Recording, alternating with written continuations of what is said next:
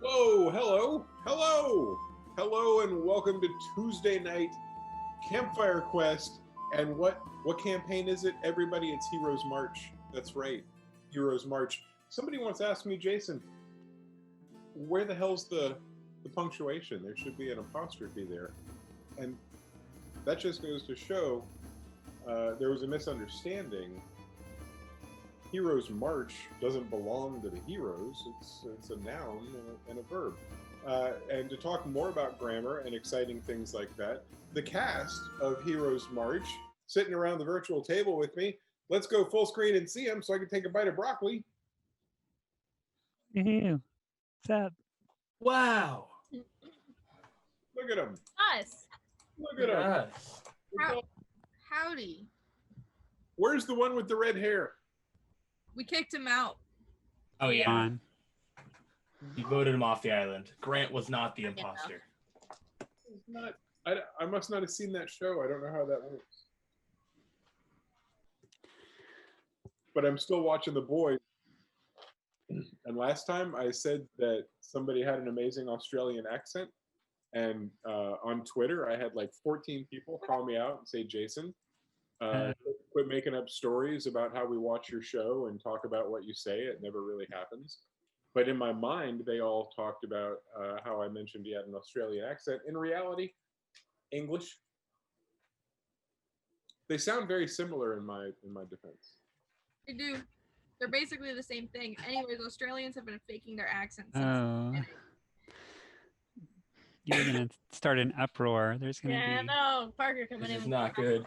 It's not a hot take. It's the truth, you guys. They've been faking it for so long, they don't even realize it's not even their accent. I mean, at that point, isn't it just their accent? No.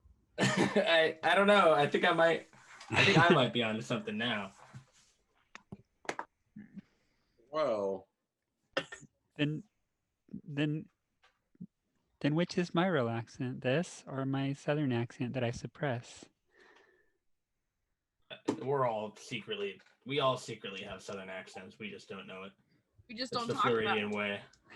We don't talk about that. Our past. You haven't unlocked the southern accent part of your psyche yet. I don't know what to tell you. Everyone has it. It's there in everyone's head. Y'all, I don't... Yonder... I can't think of more southern words. Charlie just failed his deception check. Yeah, I didn't even know the die had a 0. I gotta bring this thing back. he poked his eye out by talking. It's a pure shame.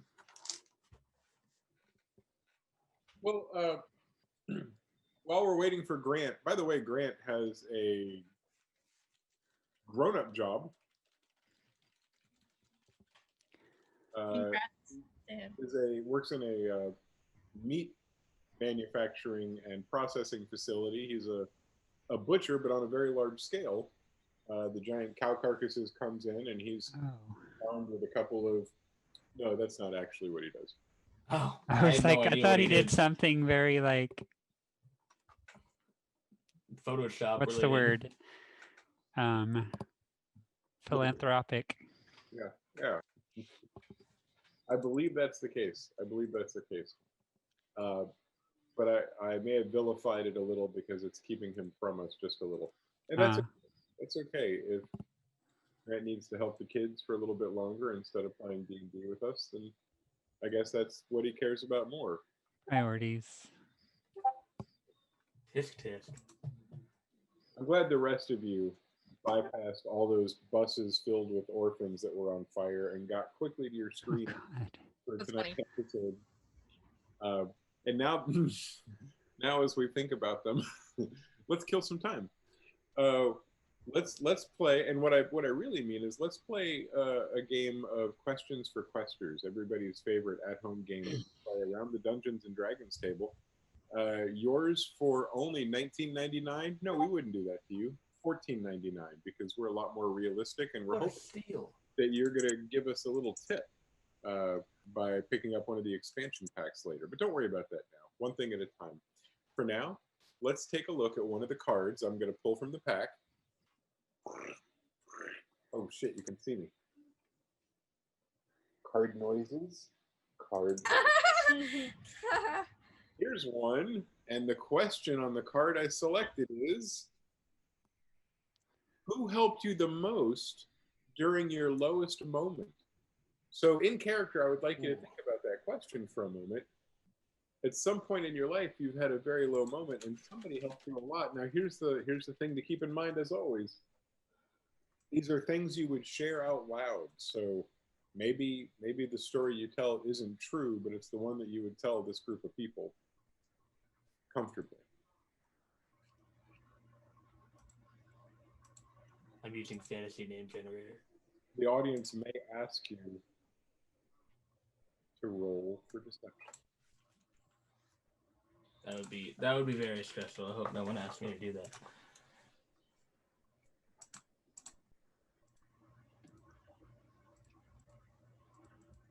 I actually have a minus 15 on Dex today, so probably won't be going first. What are we? Are we rolling deception? No. Instead, we're gonna go the volunteer system today because the question is one that might require people to get warmed up and decide to jump in. And the dice don't tell us how to live our lives; they just help sometimes. We can figure this out. Who's attacking first? The question: who helped you? That's incredibly loud. Who helped you the most during your lowest moment? The question authored, by the way, by Parker. Question author and game creator extraordinaire. Did I? Yeah. It's totally me. Michelle would say. Who was there for me at my lowest moment? Same person that's always there for me. My boy Macadocious right here. And she like pats him on the head. He looks really proud. He's like, yeah, you know, learn pretty quick that you can't trust people. And used to run with this crew, a guy named Erdogan. And you know, took advantage of my trust and really set me up for a fall. And I don't know, couldn't hang around. So that's how I ended up here. But I always knew that my little bro had my back.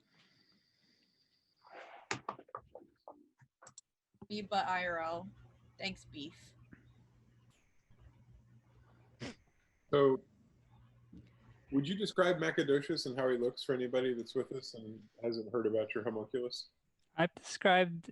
Oh wow, you're just gonna call out his species, huh? Ooh. I've described him as looking like a combination of a chimpanzee, a bat, and a toad. But I always imagine, like, picture him having expressions kind of like Toothless from How to Train Your Dragon, combined with a little bit of Stitch from Lilo and Stitch. Great imagery. Yeah. That's pretty easy to So, image. I mean, if you've seen the homunculus image from the Monster Manual, that's basically him, but a lot more personality in his face because he's a strong, independent homunculus that don't need no wizard to get by. Heck yeah. Lad. For sure. But he never makes any sound, really, other than snorting occasionally, but seems to have a way of communicating with Chell. And seems very opinionated in a nonverbal way. Interesting.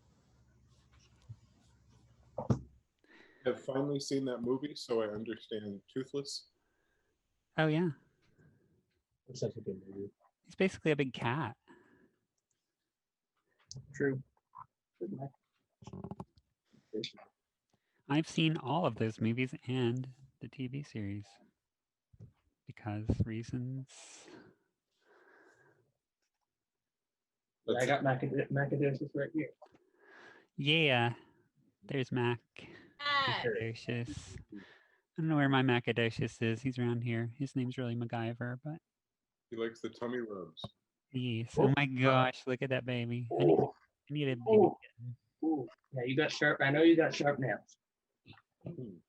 That hurt. That hurt a lot. Mrs. Murder Claus. Who's Might as up? well be. Ooh. What about you, Alice?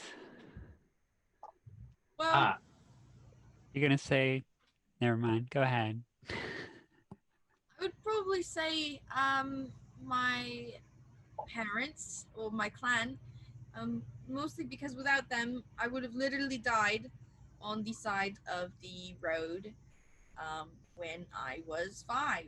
So, I feel like that was probably one of my lowest moments, and they came and helped me.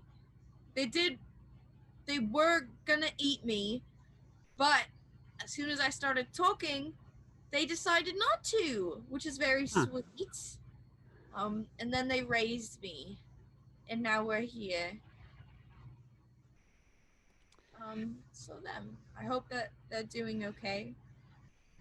What was that like growing up with goblins when you're, a cat? that must have been crazy. It was I mean, something. I helped them out a lot with things that they weren't able to do. Like, I was usually used as bait when we raided caravans. How do you feel about that? Not great, I'm not gonna lie to you, but it's how we eat. But we're here now. We've grown. We don't do that anymore. We've had long talks about it. Now we mostly live off of what wanders in, which isn't a lot, usually.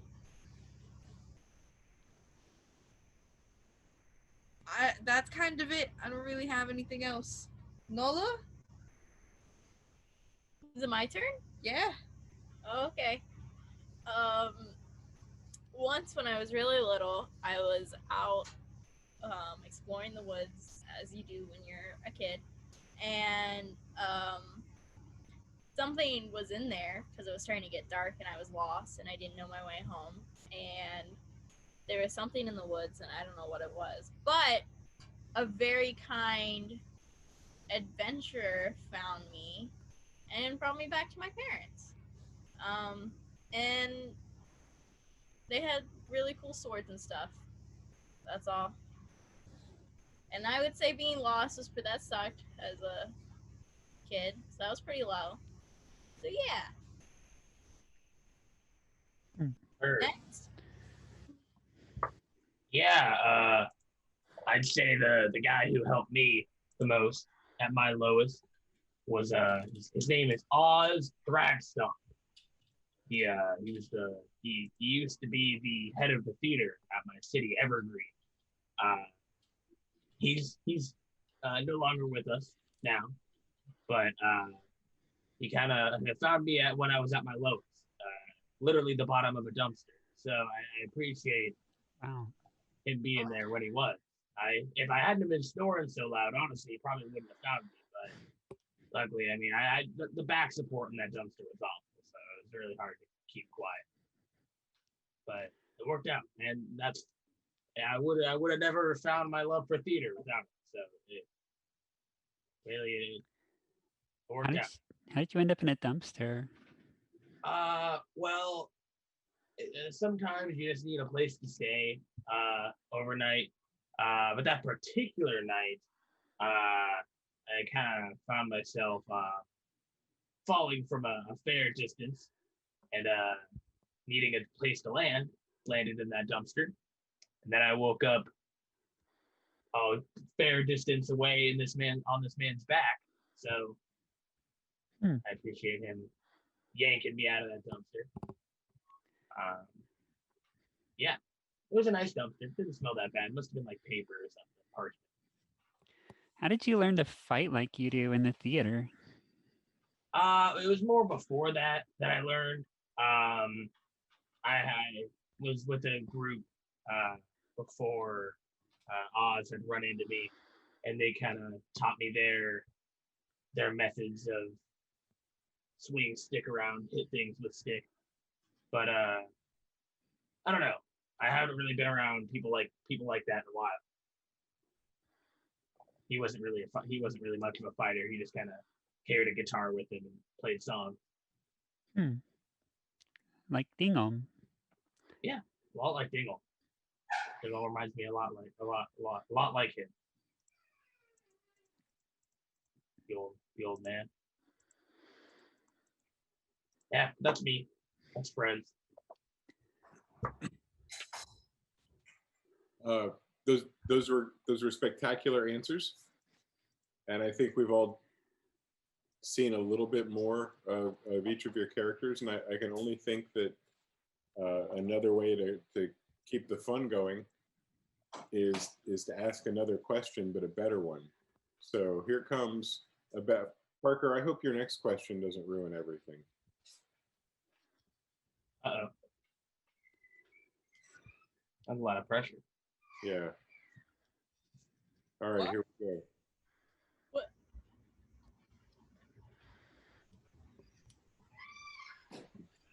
Parker, you're amazing. Yeah, thank you. I know. That's not a question. Oh man.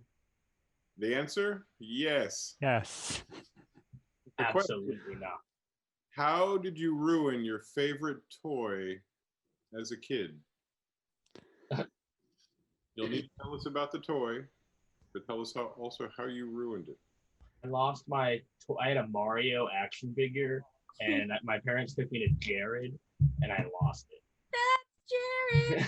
Is this Charlie talking or is it? Oh wait, oh yeah, I forgot we were talking about these the D&D characters. I still missed that Mario action. You answered quickly. I can tell that one cuts deep. Looks like it's canon now. Mario's part of this world. Yeah, it's me. Okay. What was Fred's favorite toy?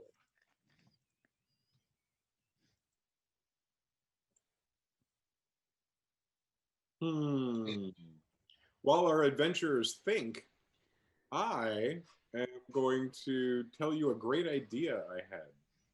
How cool would it be if streamers, and you can tell me if this exists already, if streamers around the world could look up their favorite restaurant on Uber Eats or whatever, put in their order, and then push a button that says like on hold or waiting for angels or something.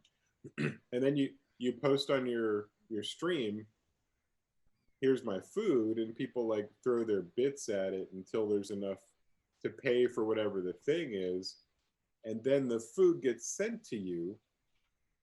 I only think that'd be cool because it'd be cheaper than me sending all of you pizzas. But lately I've been missing Domino's, and I thought I can't have it, but how cool would it be if everybody could have it? And then I thought, how cool would it be if people around the Twitchverse, maybe a partnership with Pizza Hut and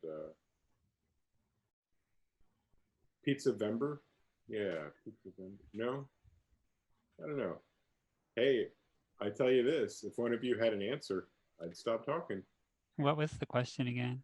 I know it was how did you feel when you How did you ruin your favorite toy? I have an answer. Nala, that's me. I'm Nala. Hi.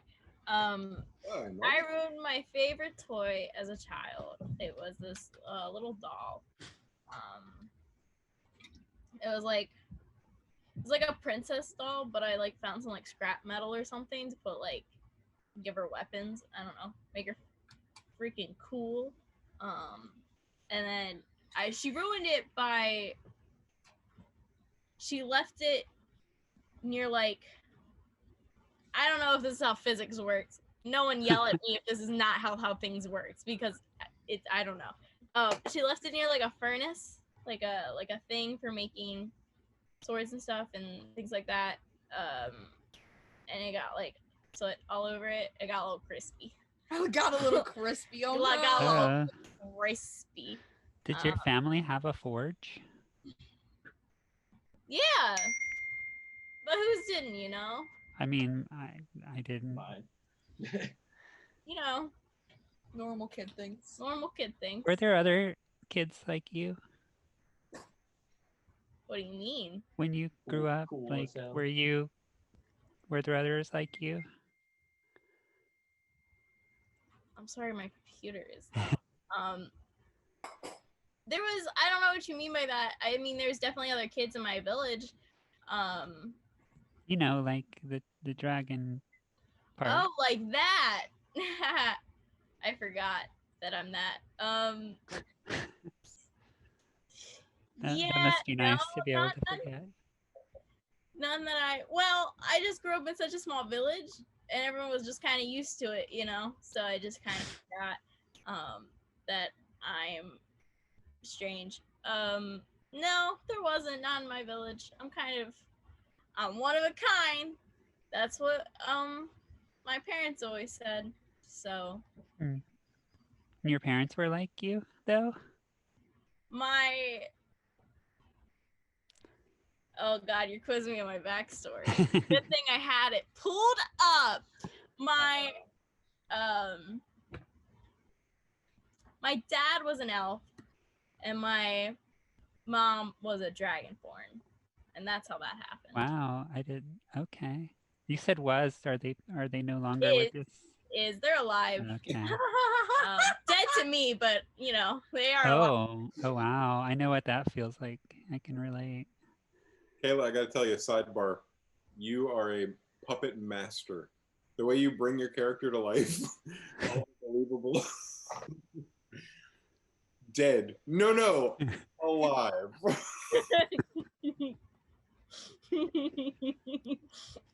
And my eyes?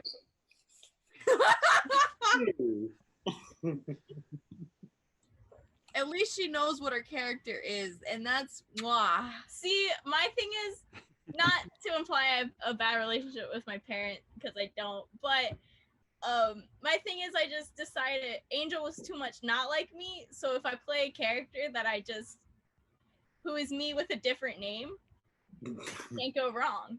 I can't go wrong. True. Perfect. Yeah. Chels says, yeah, I know what it feels like to be kind of one of a kind, except she seems very sad about it. And then kind of still looking gloomy says, I didn't have any toys when I was little.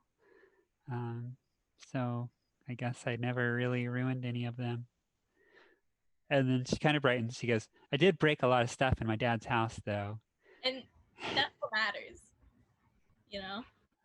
That's Yeah. actually a really weird show. I never really had any toys either. My parents just kind of gave me a couple of sticks to whack things with. Sticks are the best, though, because you can sword fight with them. And Makadosh isn't a good sword fighter, by the way. But that's how the stuff in my dad's house got broke. One time, we found a box, like a chest, and they let me play in the chest. Oh, wow. But then they caught it on fire because we ran out of firewood. Was you still in it? No. Oh, well, No. that's good. Yeah. Who's that?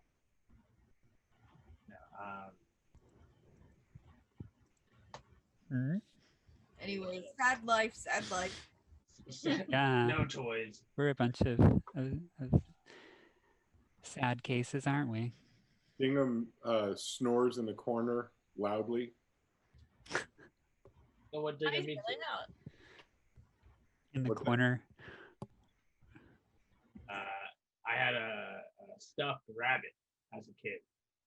I would put it on my shoulder and run around. But what did happen to that? Probably a lot of things.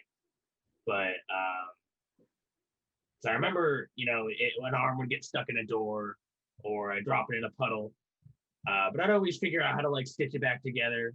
Or like one time I like lost the arm, so I just took like you guys were talking about sticks. I just took a stick and kind of stabbed it through the side. So we had a peg arm for a while. His name was Frosty, and then Maybe he's still in the dumpster. I didn't really think about that. I haven't thought about Frosty in a while. We got to go back to that dumpster.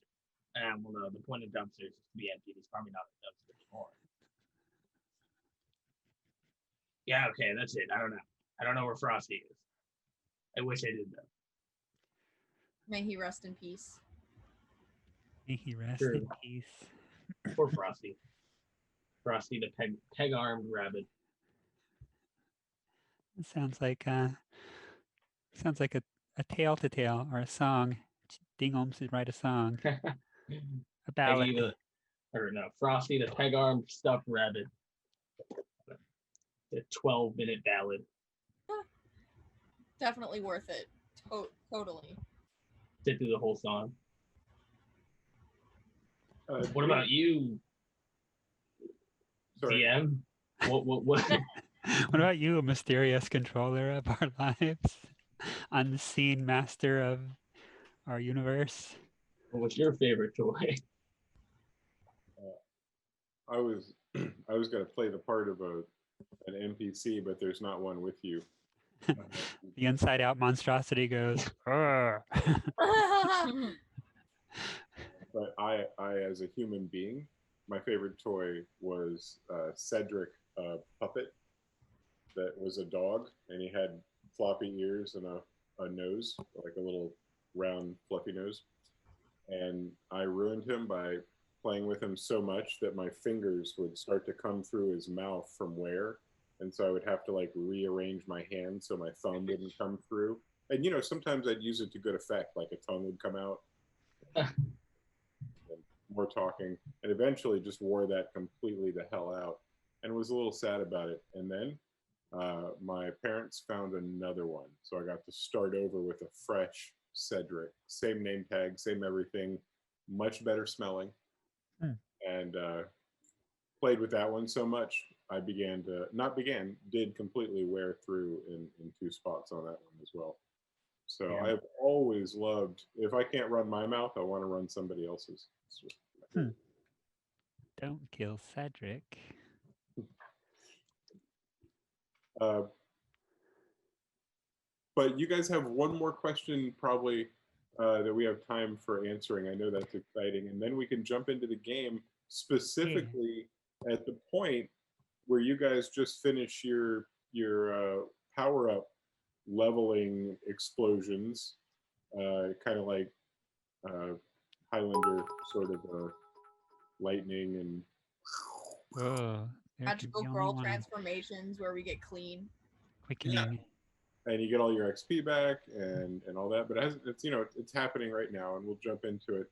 But one more question around the campfire from a night ago while you guys were trying to fall asleep after Dingham had.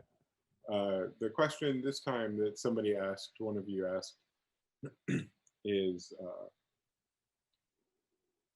it's two-part. What kind of pajamas do you like to wear? Now, this is like, you get to pick whatever you absolutely wish you could wear. So it's your favorite type of pajamas. Second part of that question, what beverage do you take with you to bed to put on the nightstand while whatever you do as you're going to sleep? 2-part question, pajamas, nightcap, beverage. Anybody? Well, Nala's personal philosophy, and by Nala, it's mine as well, is the older the pajamas, the better. You really gotta wear them in, especially pajama pants, like nothing too thick, nothing too thin, like a nice in between, and then like a regular t-shirt. And then, I guess not, I don't know what the fantasy equivalent to a t-shirt is. Cotton throw over. A cotton blouse. Not a blouse, whatever. Cotton shirt. And cotton shirt. And then water, because if you... Yeah, water. Water as the drink for bed. Nice glass of water. That sounds very hydrating. Good job. Who's up? Who's up? Question. All I need to go to bed is like Nola a nice cup of water, but also a nice blazing fire, and the coziest blanket you can imagine. Thick fur. I don't even know. Like you get lost just trying to find where to poke your head out. Very nice and exciting. Um, I don't know. Probably where whatever's just laying around. I don't really care about that. I'm mostly excited about the blanket and the fire and the water. Water's nice. Who doesn't love water? What about you guys? I usually wear whatever I was wearing that day, maybe even the day before. And then, I mean, can't think of anything other than water. Apple juice. There we go. Nice. Keeping glass of apple juice right before bed. Wake up with an apple tree growing out of your stomach. That's what you want to do. It's good for your teeth too. Mm. Right? You know, Fred is dental hygiene. Got a lot of teeth. Got to take care of them all. True.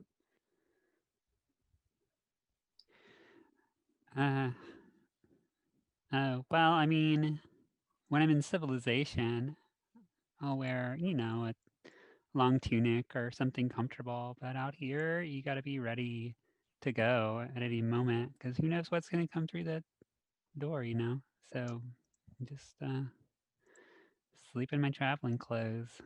It's not the most comfortable, but can't be caught off guard. Oh, and I don't know, just maybe some cider, whatever.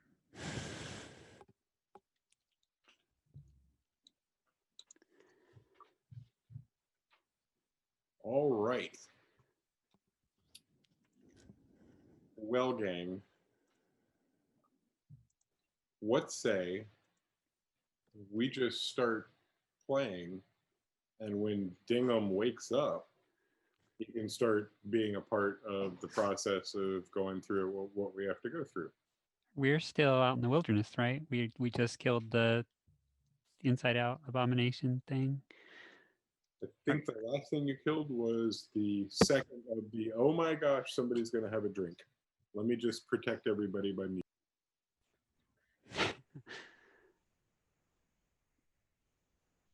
You just gotta let him have his moment.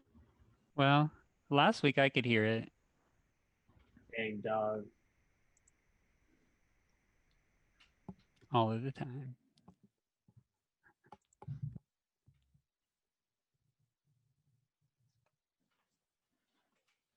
He knows I can hear him too, right?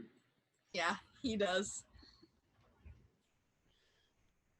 That's the best part. What are you talking about? I muted my mic, not my speakers. But he's muted. We can talk about him. That's really funny. We're just... I protected you all from like one of the most just vigorous drinkings there have been in quite a while, and it just continued for quite some time. Whether you could hear it or not. Loves herself some good whiskey. Whiskey. So, what do you remember specifically? Do you remember that you killed a death dog and then the inside out monstrosity and then another death dog? Yeah. I believe, boy, Alice died twice. Almost Somebody 3 else? times, let me tell you. I died. Nobody died. Frez went down pretty hard once. But boy, a lot of healing, a lot of opportunities for healing. That was good. Spells. Yeah. Use that net. I think Cho and Macadocious were trying to rush over to kill the last dog, but somebody else took care of it. Nala, right? I think so. Yeah, I was pretty focused. I was pretty dog focused. Dog centric. Dog centric. Me and Nala were just getting whooped by those freaking dogs. Yeah. That was brutal, that whole fight. While reviewing the VOD on YouTube, I was impressed with how cautious you were to not damage the carcass. Were we? I stabbed it through the head. Right. Nala a couple times was on the verge of casting some incinerating spell and instead cast something or use something that was less scorching. Good job, Nala. Thanks. I'm proud of you, Nala. Makes so much money. Everything she wished she heard from her parents. Aw, me too. Me. So Never heard anything from mine. I would like to just go ahead and pretend that Dingham absolutely, like the rest of you, felt the surge of power that comes with a level up in our fantasy world. And for him, it was a shocking experience. He passed out completely, fell over on his side, twitched a couple times, and then started snoring here. So he was snoring during story time, snoring here.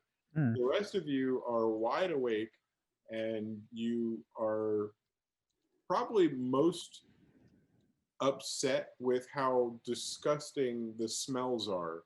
The death dogs smell like death. And dog And, combined. yeah, like it's the worst of the two smells, death and dog. And the inside out monstrosity does not smell like you would have expected. It's got it's like a cross between a butcher and another butcher. Gross. Two different, kind of like where Grant's working, I think. So with children. Yeah. So let me have you guys decide what you'd like to do as Dingham snores his Australian snores. How do you snore Australian?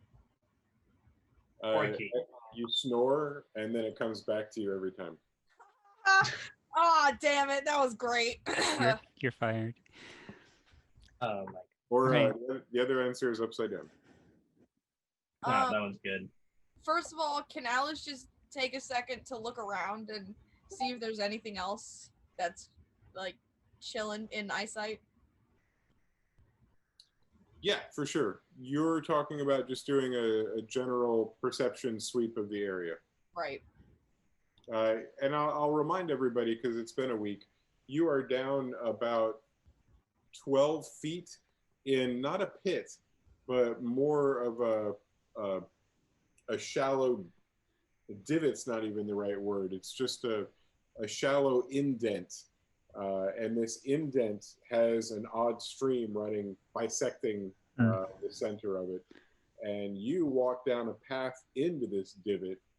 And as you look up, you're looking up very slanted and shallow walls that lead up that 12 feet. It's not 12 feet of walls. It's probably 30 feet of angle to get to a 12-foot elevation. So as you first, Alice, begin to scan, you're checking out that horizon from where you are and making sure there's nothing looking at you down in your bowl. And I guess you're also looking at the area where the fight took place, which is down inside the bowl. Let's roll a perception for that. I would say you're not alone. Anybody else, not for reasons of their numbers, but for story reasons, that would like to join in that can either also roll or give advantage to Alice. I'll give advantage to Alice. Jill's kind of on guard. You helped me by 1. I got a 13. That's obviously still pretty good. It gives you a chance to get a good idea of what it is that you're up against. You see so many silhouetted trees around the lip of this divot that you're in, and you're kind of squinting and looking for movement. You're waiting for one of the silhouettes to move or something to peek around. You're waiting for maybe the movement of a body, a dog body moving between trees. You don't see any of that. None of that at all. You get no indication that there's anything up there looking down at you. Down in the bowl itself, aside from the snoring coming from Dingham and the rushing water, you hear the boat that's up against the little miniature dock. It's not miniature in the sense that you could stand on it. It's just an incredibly small dock. And what's tied to it is this the little rowboat we described before. And the noise that you're hearing is the rowboat hitting the side of the dock as though water makes it move in a rhythmic pattern. Why is that rowboat here? Chell asks to the crowd. And I don't know. Why are we here? Can't ask Well- questions about rowboats' intentions. we're here to kill monsters, and we did, which we did. There's the monster dead. But there's a boat here. Why? Okay, here's a question, DM. There's a stream. Does a stream, is it like a little ravine coming in and out, or is it going into like a cave or something? The stream that you see exits what looks like a cave and enters what looks like a cave. This looks like an underwater stream that is shaped like a pipe that's half full. And this particular top of the pipe has been lifted off so you can see the water rushing. And down in that is the small dock and the rowboat that was described. Is that literally like, does it look like part of a like a large drainage pipe or something that's just been somehow like weathered away and now we're just seeing two ends, or is it like intended to be like two ends, if that makes sense? Yeah, I'll have you approach the edge and do an investigation check. Okay, cool. Not my strongest skill, but I rolled a 0.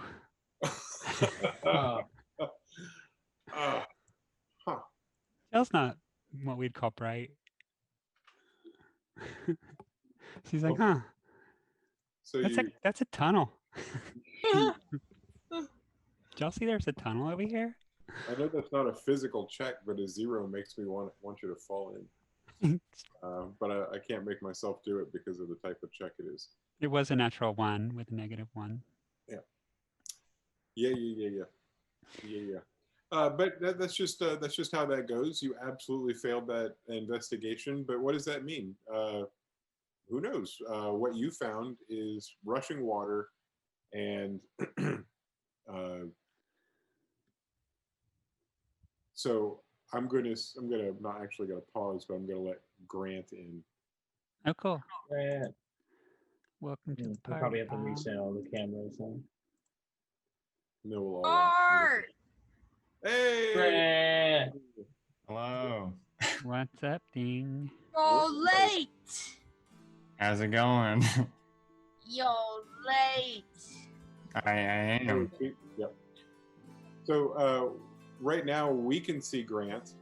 I can see also Lisa and Parker and Kayla and Char, but you can't. You can just see me. So you're really kind of the loser in this whole transaction. But right now, Reef, our angel in the sky, is rearranging the squares because Grant showed up in Zoom, which kind of sends all the squares to different places, and then we need somebody that knows how computers work, and that's Reef. He knows how to turn them on, turn them off, what buttons to push to make pictures come out of them. Just really quite the computer genius. Thanks, Beef. And he makes some of the best waffles. Just Yes, he really does. Wow. quite the Good to waffles. know.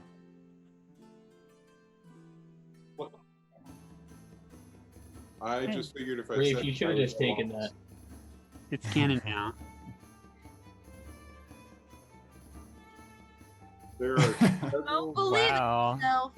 Humble brag. He's good at everything else. There we go.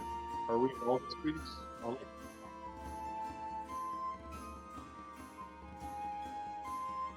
Fun fact, I have a purple stuffed dog named Waffle. Ah, that's cute. That's true. That's accurate. I have that a you friend named know. Reef, and he makes really good waffles. He does not have a stump arm though, like Snowball. Was it Frosty? Frosty the stump-armed rabbit. Which I love that Grant has no idea what I'm talking about.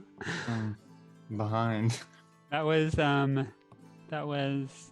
Frez's favorite toy as a child.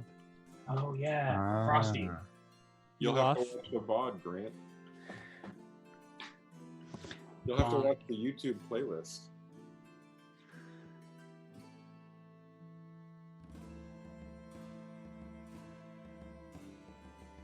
All right.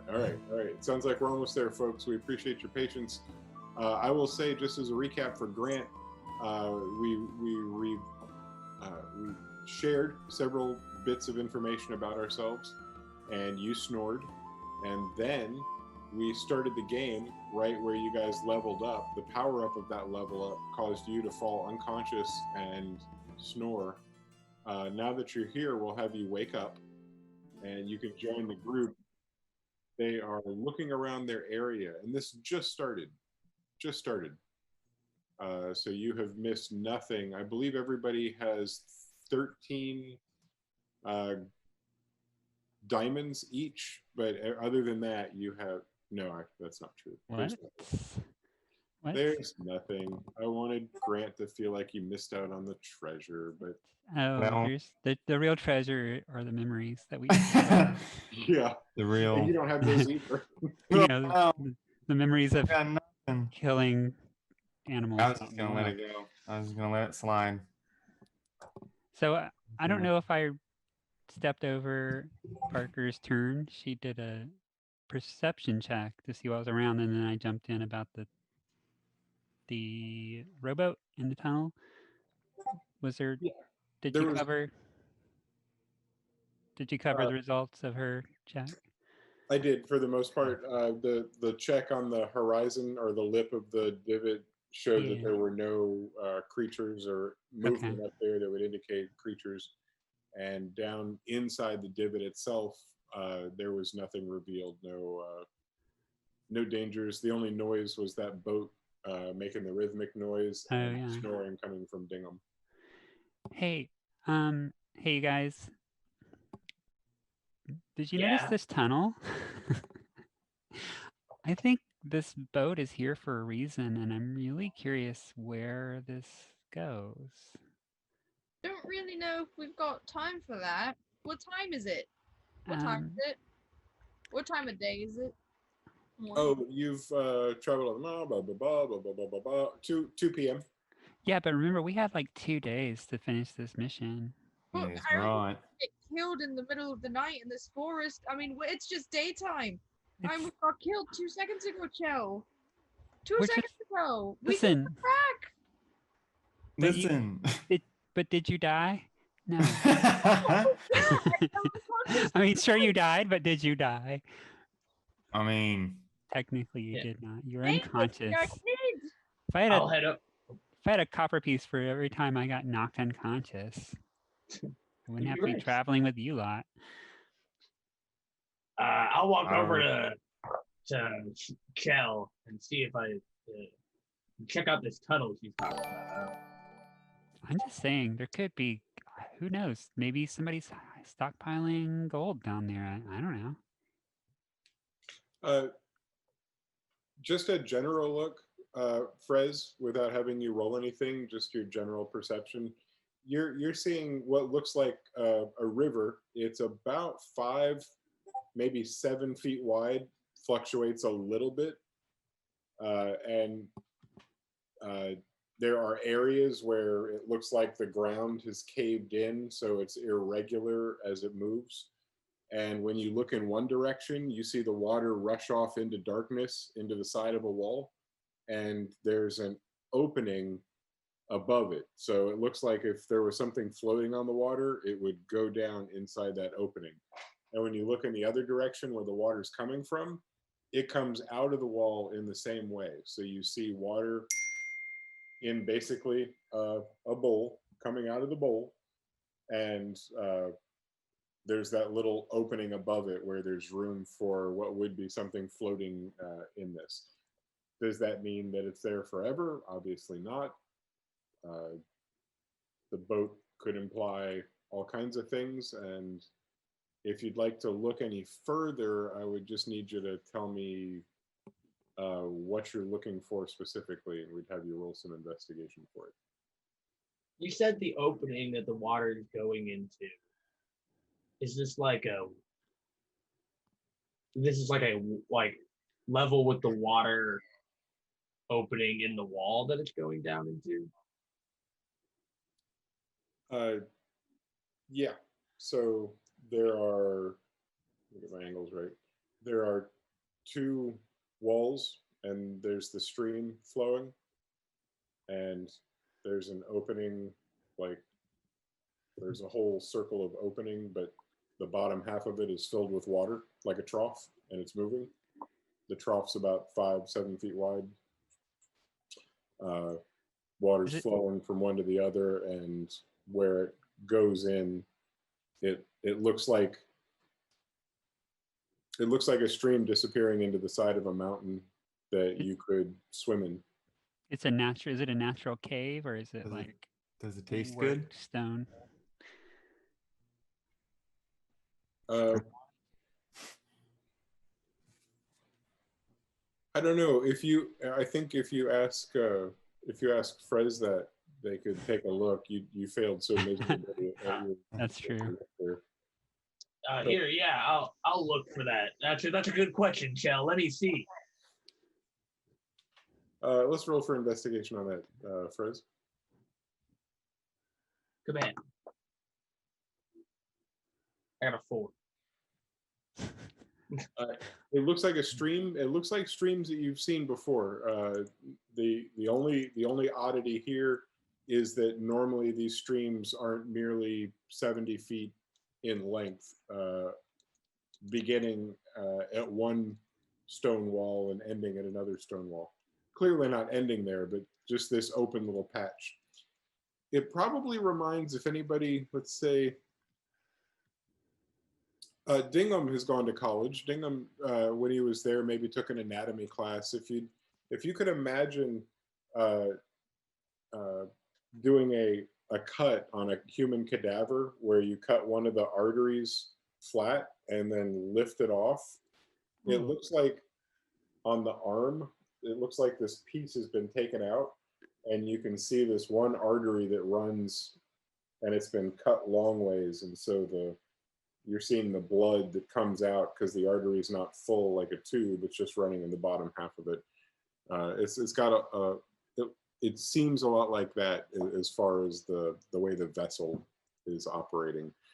There's no real detail as far as architecture or origin that Chell and Frez are ever going to figure out, but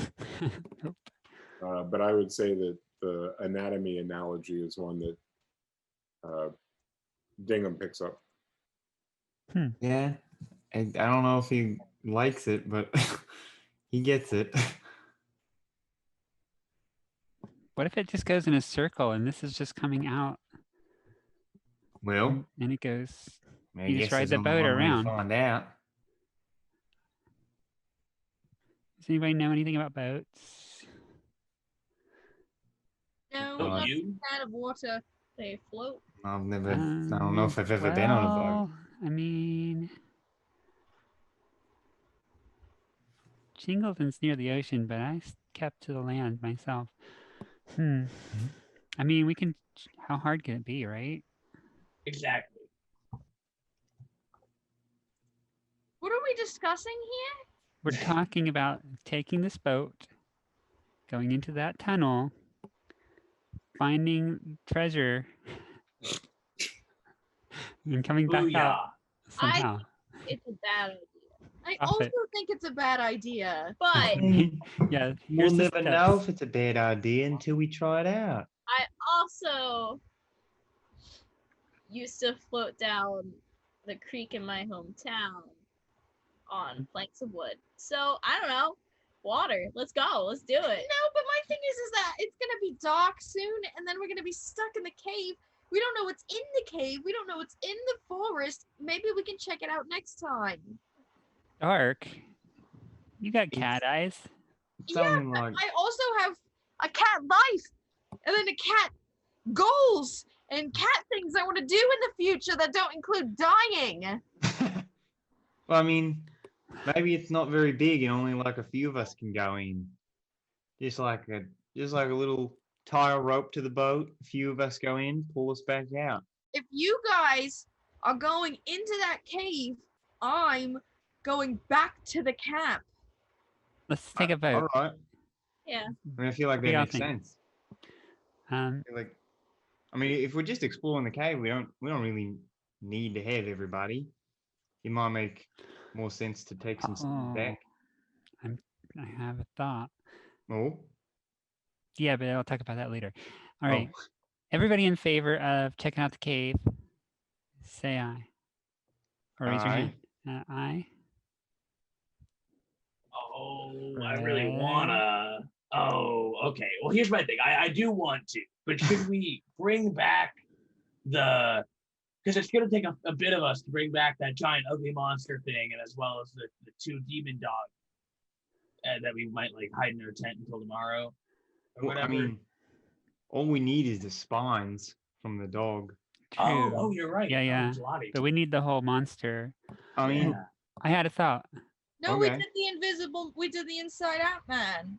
Right. yeah, You're But right. yeah. But if we bring back the spines, we could give them tomorrow. yeah. Right. I have a thought. Another thought.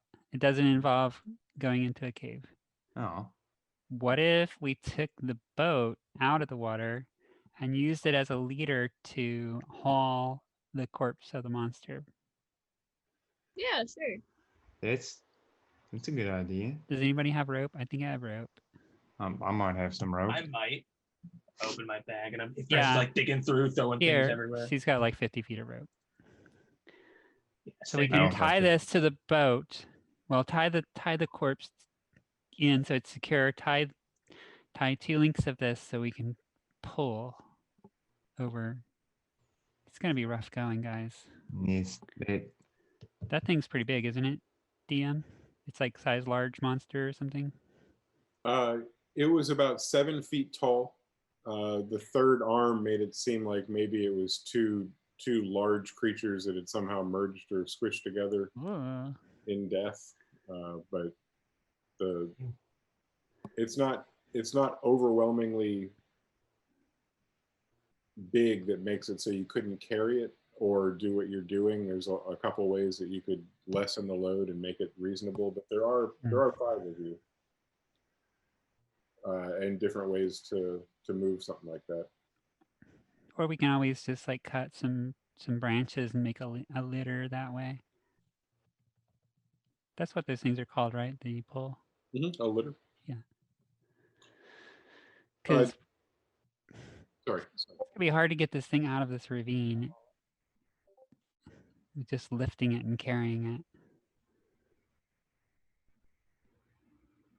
Right now, it's on the other side of the river from where you need to be. It's on the side that's blocked off.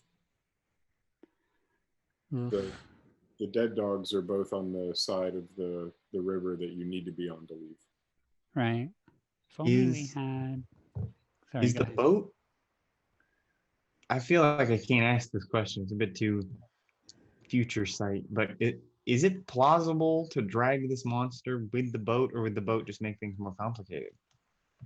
I'm gonna have you roll for that because that's a very reasonable thing to question. And so Alright.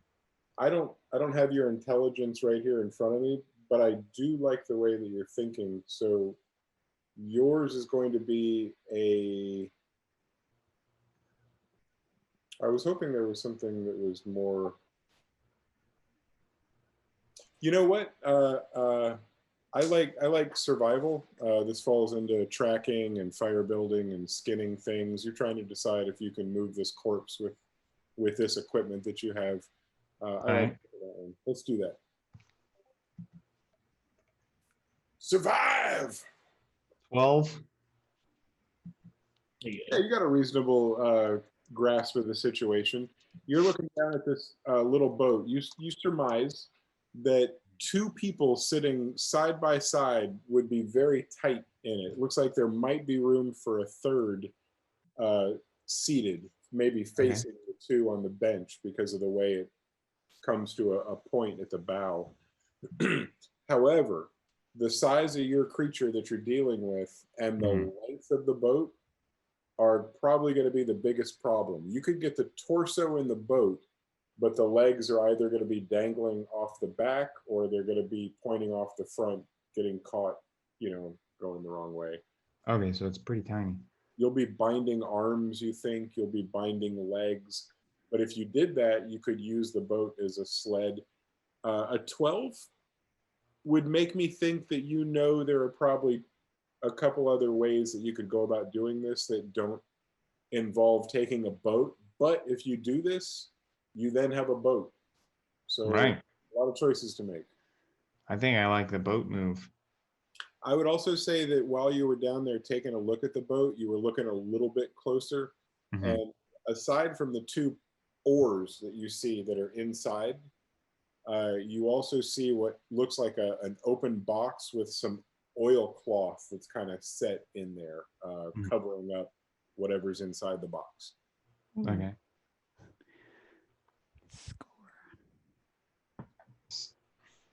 I'm gonna pick that up. And The box, when you grab it, the whole boat kind of moves in the water. It seems to be attached to the bottom. okay. And The oilcloth is just inside the box, covering up what either it's a box full of oilcloth or there's something under it.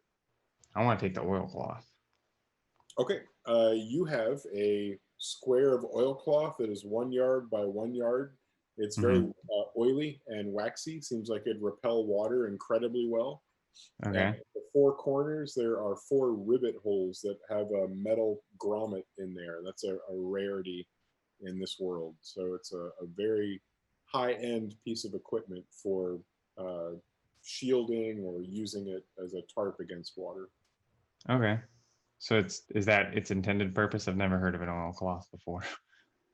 Well, keeping kind of. Okay. It's usually used to keep something dry or to cover something up, and that's Right. probably what it was in there for. Down inside the box, underneath the oilcloth, is probably what was being protected by this particular piece of oilcloth. And Gotcha. what you see down there is a piece of pale, what looks like granite without the sparkly parts in it, and probably about the size of, when they make French toast out of that really thick bread, Yeah. like 2 of those sized. So it's like a square of this kind of a gray ivory material. Okay. I'm gonna pick that up. It's surprisingly light when you pick it up. It's got the texture of stone. It's got the heft. No, it's got the feel of stone, but it lacks the heft that you expected from something. Gotcha. Did you find something? Yeah, I found this cloth thingy. Yeah, the oilcloth. Cool. Yeah. And then this little stone box, right? Well, like, No, it's just Like a rectangle of stone. and then just like a brick, but a very Yeah. light brick. A light brick. Huh. I bet you could really throw that. Like, bet I if you were could. like Should I try? throwing a brick at somebody, but it'd be like I mean, I could try throwing it and see how far it goes. really far. It's just a brick. Why would there be a brick in a boat? I don't know. Ballast. Why don't you take a look at it? Why don't who wants to take a look at it? Maybe you can figure out what it is. Just feel like we could take a look at it later. Oh, come on. We're not doing any exploring. I'm just looking at a rock. I'll look at it, but I don't know anything about rocks. No geologists in the party? Guess not. No gnomes and dwarves when we need them. Anybody have any special, any reason that they would have a better idea of what they're looking at? Any way to detection or determining things that you'd like to do? Strong's the current. Unless It's pretty fast. You guess from the thump of the boat that it's pretty fast. this is a pretty slim chance, but the only thing I can think of is if Chell's father had any kind of material like it in his work, Can Nala look at it? an alchemist and Yeah. whatnot. I give it to Nala. Everybody can look at it if you want to pass it around. Hmm. In what way are you looking at it? I'm hot potato on it. I want to look at it and see if I recognize it from like, I don't know. I said that Nala likes looking at rocks. Or maybe Nala's seen this something like this before, or if not, from like her parents' blacksmith stuff. If there's anything there. I like that you and Chell have kind of gathered around it. You've kind of like each got your hands on it. And you're kind of feeling the texture of it. And Chell's grown up in a workshop full of materials that are of various textures and densities and Properties. smells and scratch test differences. And I like that you did in fact bring up your love of rocks, Nala, and it's So give me that advantage. I really have to. It'll be both of you, and either one of you can roll, or you can both roll as you look to see. And I'd like to just warn you, this is a pretty ridiculous DC, but it's not impossible because that's not fun. Am I rolling survival or nature or arcana based on my reason? I almost would say arcana, but nature might make sense.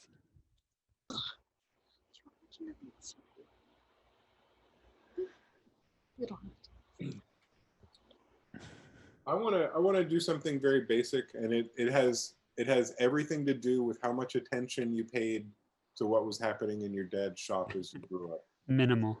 This is going to be just straight intelligence. How much did you learn while doing this? And Nala, for your role, based on your hobby and the love of what you do, this has, I'm going to say this has for you a little bit more to do with nature and the fact that you've adopted this hobby based on your love of that aspect of it, the geology of it all.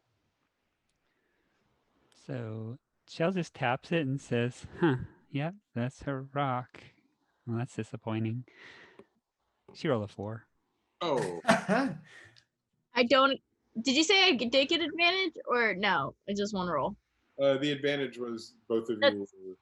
That's what I thought. I got an 18. I don't know. Damn. That's high. That's certainly Or a -1 nature thingy. Damn. 18's not bad. 18's Did you good. roll the 19? Mhm. Uh-oh. I would say that after Chell has tapped it a few times and indicated that it is in fact a rock, that you grab it a little bit It's a closer, rock. take an even closer look at it, and you disagree with that. You disagree with that assumption. There's something about this that makes you think it's not a rock. It's not the density. You've certainly in your hobby life have run across lighter rocks. It's not an unusual thing. There's something else about this that makes it seem manufactured or not necessarily something coming fresh out of the earth, as if maybe it had been processed at some point. There's properties to this that make it seem as if it's something else. You certainly don't know what, but you know it's abnormal. It's not a rock. I don't know what it is, but I don't think it's a rock. I mean, It's not a rock. Yeah, I do. are you? Pocket, you've got enough space. Yeah, why not? Unless someone else wanted to hold on to it, but I mean, we could just study it when we get back to the tent. And I mean, you like rocks. that is true. Yeah, I like didn't rocks. know you were a rocktologist. A rock dog. Oh no.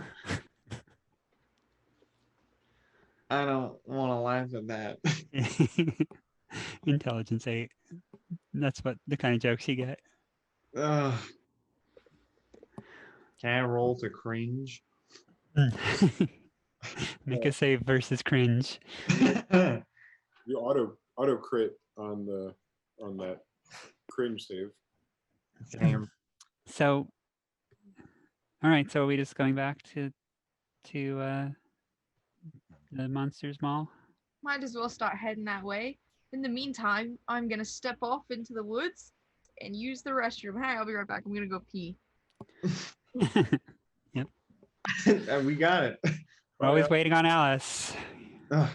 That's fine. Yeah, we'll Car just. disappeared a little bit ago too. Oh yeah. Could we maybe? Yeah, that's fine. We lost Char and Park. So Come I'm gonna back. lie, I also have to go to the bathroom. I'm gonna make myself because I don't want to be left out. Okay, we're gonna go on our short break. It's not gonna be too long. I'd say about 9 minutes, maybe 8 minutes, and I always promise that. But this time, I'm also gonna fail, but I'm gonna try anyway. So we'll be right back, and don't leave, please. We love having you here. Maybe this would be that time that we always remind you to call your parents, call your grandparents, call your friends from high school, call your friends in high school, and tell them to watch us. Tell them to come and give us a pity view. Oh, pity view. We don't want your pity. We're entertaining. Come watch us for fun. We're worth it. And to prove it, we're going on break. Bye, everybody. Group frame live. What? The way we like it. Hey, everybody. Hope your break was as good as ours.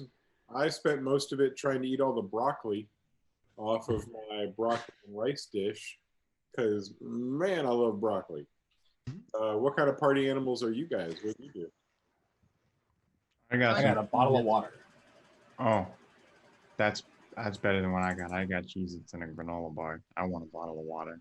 I 3D printed a blinking eye. See, that's what I was. You're showing off. I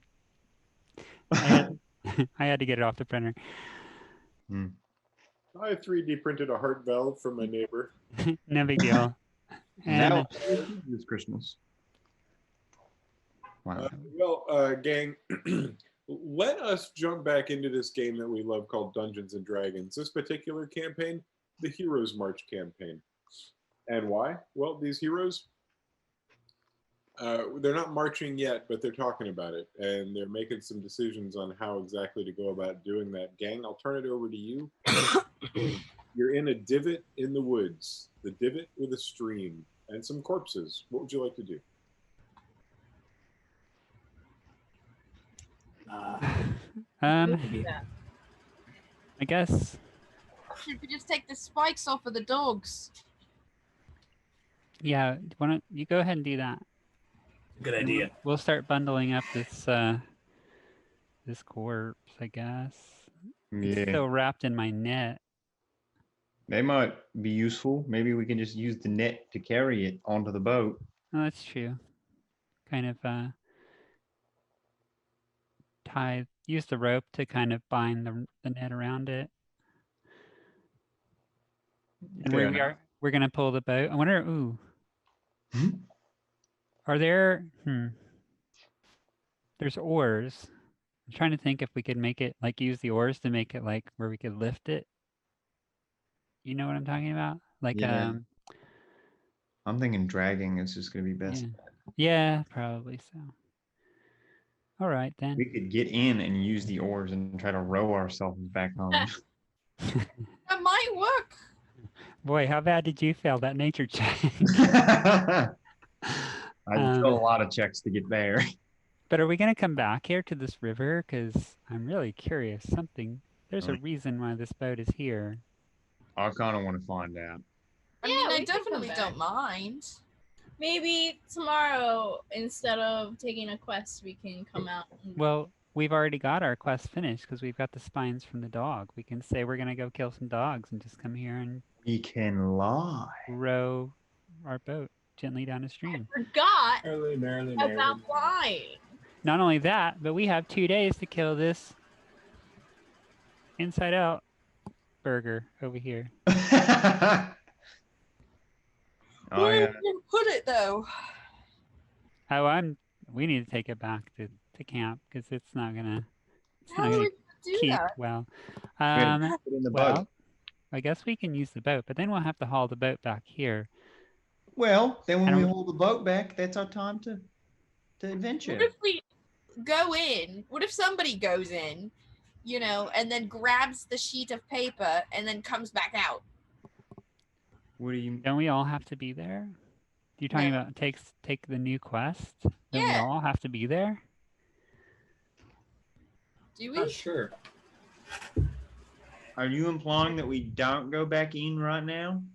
No, we do, but we just, you know, we bring everything with us all at once and we don't have to worry about it. Oh, for Oh sure. yeah, but I'm saying that if we bring the boat, they'll give us more incentive to come back with the boat.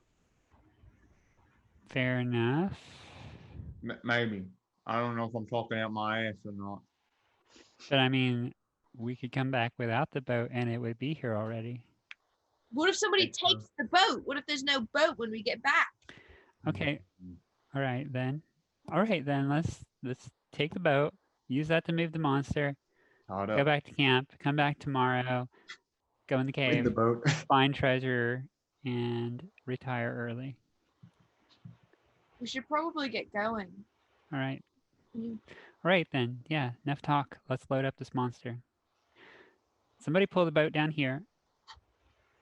Nolo, you look pretty strong. Maybe you should grab the boat. I'll try. I will try. And it's a strength check. I tell you what, I'm not going to ask you to roll because a good DM doesn't ask somebody to roll for something they're not willing to let somebody fail. And I want you to pull that boat out. And there's another reality at play here too. You don't have any kind of time limit here. So no matter how long you need to struggle or how much you need to get help from people, that boat's coming out of the water. Yeah. So let's just say that you, Nala, grab onto it, clench your teeth, and pull that thing up onto shore. Or I just would let like it. to know what your plan is for how you're gonna. Not that it affects anything, but if I'm gonna make a mental picture in my head, in what way are you strapping everything together and hauling it? Don't we want to wrap like a rope around so that we have 2 ties so 2 people can pull? Yeah, we definitely want to do that. Here, like, Chell takes her coil of rope and just kind of like throws it out, cuts off about 8 feet of it, and starts binding up the monster while you guys do that. Okay. I have some rope that I'll pull out and use. Does it have like the little? Am I jumping ahead? No, we're cool. Okay. Does it have like the little? I don't know what you call that, but sometimes the boat on the front has like a little bump, little Like log. to tie sticking stuff out. to? Yeah, you can tie stuff to it. I don't know what it's called. But It's a gunnel stump, and yes, it has a gunnel stump. That's what it's called. No. It should Don't be. be such a gunnel stump. I believed you 100%. Never Well- believe when he speaks. That's your first. Never. Oh God, it's gonna be a tough I don't know. D&D session. Classic blunders. So I'm gonna tie some rope around the gunnel stump, and in such a way that like the middle of the rope is tied around it, and it has 2 equivalent ropes sticking out. If that makes sense. So boat's on the ground, gunnel stump is the anchor, and you're pulling like a sled. along. Yeah. And you said there's 2 more ropes on the sides. So Well, it's 1 rope, but I'm oh yeah. So there's 2 places to pull because it's bending around the gunnel stump. yes. Yeah.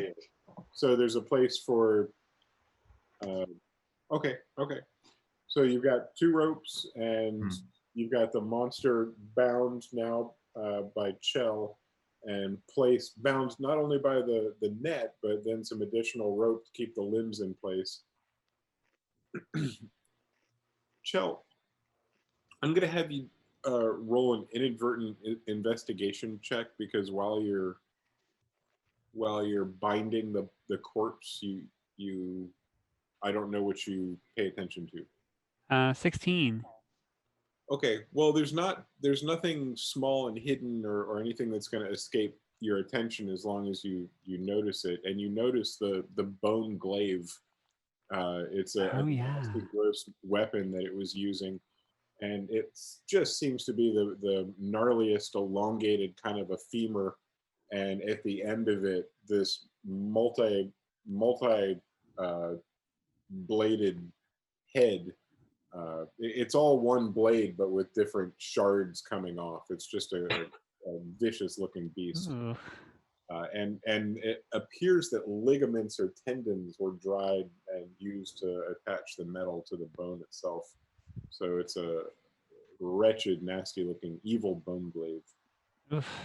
Not a wholesome bone glaive. No, horrid. Yeah, right. Hi kids, this is my bone glaive. I made this from the bones of bad men. Only bandits. At all times. Yeah.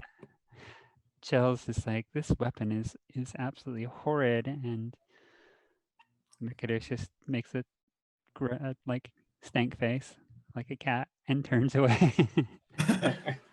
Does anybody want this? Alice, maybe you can chew on it or something. I don't know. And just kind of like throws it away, and it's like, ew, disgusting. It looks pretty gross. I don't think anybody should touch that. In fact, I think you should wash your hands. Yeah, do not disagree. Yeah, I don't want it. So you've got that bone glaive. At least you're aware of it, and it's something you're going to make some decisions about it.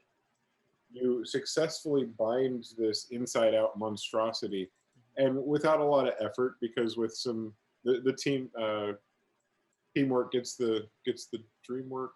Anyway, I don't exactly remember this. But you work together, and by golly, you get that monster on the boat sled. Rope bent deftly around the gunnel stump. And what's the next step? Start dragging. Will it fit through the way we came in? That little kind of, it was like a little narrow ravine, right? Yeah, for sure. 15 feet width gives plenty of space. And also the ground is this is not soil, and it's not necessarily stone. It's packed earth, and this packed earth has been walked on so many times it could be ageless. And walking down into it almost seems like what we would think of as concrete. Not only the ground that you're going to be dragging the sled across, but the sides as well. Should we take this? She points to the bone glaive. Just, I don't know, maybe it's Maybe we can sell it. Something, yeah. Yeah. Just toss it in the boat. Right. Yeah. You touch it. I'm not touching it again. It's gross. Oh, it's like moist. Nose goes. I can't see everyone right now. Who's last? I think it was Kayla. Our ghost voice said it was Kayla. Nola, you touched your nose last. You know what? Here, just pick it up and put it in the boat. I pick it up and pinch it. I already touched it once. Good idea. Ew, I can't imagine anybody wanting that thing, but Maybe someone. All right, who's got the? Are we gonna take turns pulling this thing? Are we all just gonna pull? I mean, if we all pull at once, it'll be really easy, won't it? Yeah, that's true. We could probably get like maybe 2 of us on each end. I can definitely pull. Somebody go in the back and push. Pulling in Giantville. Yeah. Ella grabs one of the rope. Yeah, I'll Cool. grab. All right. I'll- Yep. So Fred's grabs on. Ready? it's a. How many miles is it back? Is it like? About 4. Okay. That's pretty rough, but Let me answer that question better because it's going to be kind of important as to the pushing of this thing. and Could the I, random encounters. Let's see. I'd like you to figure out which 2 people are on which 2 ropes and what the 5th person is doing. And then this is for you to figure, like, go ahead and roll through this. I would like you to add the modifiers you have for a strength check to a with advantage roll for each rope. So 2 people on one rope are going to roll each of them together with advantage, and you're going to add together your modifier on whichever die is the highest. I'm on left rope. I'm I with Tom. don't know who the other stronger Yeah. character is, but I think Chell is probably one of the strongest. So she'll be on the right rope, I guess. I'll be on the right as well. Right on. And Whereas I'm afraid I think you're just walking along. Or you can push. yeah, do we not somebody have could enough? like push So to are make we- sure. So we're just rolling a straight D20 and then adding stuff? Uh, No, you're okay. It's just a You and your partner are each going to roll, so you can take the highest of the 2. And then Okay. you're both going to add or subtract whatever the combo of your modifiers are for strength. Okay. I got a 13, Dingham. Got a 1. oh no. Fantastic. I got a +1. I have a +3. Who's with so me? 4. Okay. 17. You rolled a natural 17? No, I rolled a 13. No. You're Oh. with No, I was Nala? asking Nala. No, I rolled a 5. I rolled a 15. what are your So, strength modifiers? And what's your strength modifier? +1. And I'm +2, so would it be +2 rounding up? So 17. 2 17s. 17 and 17. Look at that. The gods have spoken. Smooth sailing. We're too good. What a nice even pull as well. Mhm. One side versus the other didn't cause you to go off. As a team, you guys, very uniform pull. I'm going to say that for the distance that you have left, which looks more like 2.5 miles, to be honest, half of it is on a very hard packed trail. The second half is on a sand, Oof. which you might think would kind of slow you down, but it almost seems like it lubricates the path with the viscosity of Right. the sand. Dry lubricant. You slide over the top of it a little easier than the scraping. Are we damaging the boat at all? Investigation check, and I would say you probably check about after 20 minutes to go look, or 30 minutes. Wah, wah. I rolled a 2. Everything looks fine to you. You can't see The shit. gunnel pump and the gunnel You roots have are all no in.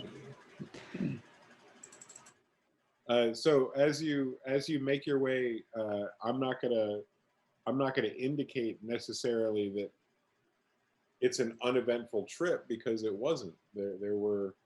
There were things that made it eventful. The first of which is going to be determined in some part by the roll. Who's my left-hand side? You guys. Parker and Decide myself. which one of you is going to roll, and then please roll a d20. It's an encounter roll, and just tell me the number. There's nothing to add to it. This just determines what you run Parker. with him. It's me and you, Parker. It's me? It's both of us. No, you're with No, me and you are No. on the left rope. Who'd you roll? Do we rock, paper, scissors for it? Flip a coin? Who wants Somebody to roll a the D20? die. Now you go for it. Okay, rolling a D20. Here we go. 17. Yay. As far as we know. It's a dragon. A Tarask. Then I will say I will say that as you travel and you pull, the four of you that are pulling, and the one of you that I believe is pushing at the back, right? Is that Frez at the Yeah. Frez at the back. They're pulling, are pushing. Frez notices, maybe because of some sounds, some traps off on the side of the trail, pinned down to tree roots or bound to trees, so that if they catch anything, they can't get away.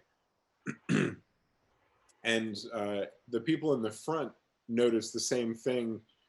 And it's probably after noticing the third or fourth one and thinking that the traps might seem out of place, you guys pulling run into a group of two humans who are huddled over a trap that they're setting up. And when they hear you coming, they stand up and turn around and look at you and go, "Oh, it's adventures. Oh, our heroes. Thank you so much. Thank you for keeping the woods safe. Oh boy, it's the custom for us to give you some help when we see you out in the woods like this. How could we help you, adventurers? What could we do for you to ease your day? Anything." The other one that hasn't quite said anything yet says, "Yeah, just you tell us. We're here to help. Always glad to help the adventurers to keep the woods clean and safe." I don't believe them. Insight? Insight all the way. I would like to. Feel free to roll, and anybody with advantage or two people together, because Got a 23. So Alice and who else? Or I guess it doesn't matter. You got your 23. I got a 21. Well, between Alice and Dingham, you both have this absolute clear certainty that they are fanboying all of you for legitimate, for real. Us? You get the impression that while they work in these woods quite a bit, they don't always run into the people that keep them clean. They're just staring at you with big open eyes and all the sincerity that you could expect from people. Well, People that love you. you're welcome. I mean, we're just trying to make a few bucks, you know? It's mighty kind of you to thank us. You want to help us drag? That'd be nice. Yeah, well, sure. Yeah. We'll leave our trapping for half a day and happily give you a hand. My goodness. Which side should I go to? Who should I pull with? I'll help too. I'm happy to I mean, if help. there's two of you, we could get one of you on each side and help like push maybe. Yeah, okay, let's go. So the two of them begin to pull with you, and now you have 6 people total, 3 on each side, with 1 goblin at the back pushing. Your speed increases a little bit. Cool. I don't know to what extent you feel like talking, but the 2 trappers, because they tell you all about themselves, the 2 trappers that are pulling do nothing but ask you questions nonstop about what it's like to do what you're doing. They're covered in a combination of fabric, fur, and skin, and it's all been patched together to make the clothing that's covering them. Each of them has a utility belt that's covered with various tools, blades, knives, awls, different things that you might use in their trade. And each of them also has a couple of unset traps dangling from their belts. And while they're walking with you, they explain why they consider you so special. And it goes a little something like this. I just never thought I'd get to work out here in the valley. It's not a safe place in the old days. When I was a boy, my dad said that the trapping out here was great, and if you could get here, you could feed your family for 10 years on a single season. And he would talk about coming out here his whole life, and the poor man died before you good people came out here and opened it up for us. I wish he could have lived to see this day. Yeah, Paul would have loved it. He would have just been amazed. I never thought it'd be so easy, and the family's getting fed, and just really pleased that you guys are here to help. Yeah, you know. It's very kind. I'm sorry that he didn't get to see it, but I'm happy that we're able to help. Just Oh, well, doing what we do. I know he's looking down now. He knows his boys are doing good. I know he's proud of us, and I know he's as thankful for you as we are. Yeah, the boys back at camp won't believe we got to help out today. Yeah. We might only see adventurers once a week, once every 2 weeks. So today's our lucky day. Today's our lucky day to get to help pay back just a little. We could let them know that you met the nameless daggers. We just killed this. You see that thing? Oh, Crazy. I didn't want to talk about it because I feel like talking about it might bring it back to life. I don't. Yeah. That's I hard. stuck my sword right through its head. That thing's not coming back to life. Whew. My gosh, I don't even know how you could be so brave. Yeah, you know, it's what we do. What's potential spam? Get out of here. Popular. I hear that they're like giving away free gift cards. So Well, free gift cards. Free you might have missed out. Crikey. I don't know what a gift card is, but I just can't get it. I don't even. How many monsters have you killed today? Well, We kind of lost count, honestly. Nola got to kill. Did you kill one? I killed a dog, yeah. Did I kill both dogs? That was this morning. I can't remember. You killed dogs? Yeah. I mean, bad No, dogs. they were not. Demons. They were bad. Yeah, The demons? They were not good boys. they were Bad not. boys. We normally don't work in that way. wow. It's really rough. Have you ever been out that way? What's that place called? The Undead Acres? Undead Acres? Yeah, we've trapped the perimeter of that, but we don't go in really. That's kind of where you found us, the perimeter. So you don't know anything about that, like an underground river out that way? Oh, sure. Yeah. What do you know about that? Oh my gosh, is this boat? Is this the boat from? I mean, it's a boat. They're gonna be upset you took their boat. Who's they? They? Wasn't anybody there? It belongs to one of the bosses. Oh. Yeah. I don't know a lot about it. I just know that the bosses are the ones that we're the most thankful for, and I don't like to upset them. And here I am pulling one of their boats, and yeah, you guys are good adventurers, but I didn't know this was the boss's boat. And where are these dead dogs? I only see this man, this ugly. We don't need the bodies of the dogs. We just need their little spikes. Where are they? Don't you worry about that. Did anybody grabbed them, right? Did anybody pick them up? I didn't. I'm not worried. I just don't see them. I didn't pick them up. Real life Charlie planned on saying something, and in real life Charlie never said anything. Alice, I thought you did. Yeah, I'm pretty sure I did. I threw it 'Cause at somebody said they were going to do it, and I was like, yeah, you take care of that. Yeah, but you were joking, weren't you? No. Can I run was back now loading and a do it? corpse of a massive inside-out monster. We may have forgotten them. Nola, are they like, check your bag? I put it in the boat. Oh, you put them in the boat? Yeah, I was a whole thing. I picked it up and I went. Oh, there was the bone glaive. There wasn't the I spikes. remember. That was the bone glaive. Did it? Should we take the?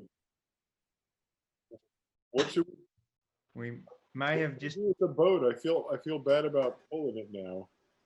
Well, you know what? We're gonna take it back. We're gonna take it back tomorrow. So you're just borrowing it? That makes sense then. If you're borrowing it to help the bosses. What are we gonna do with a boat? I don't know.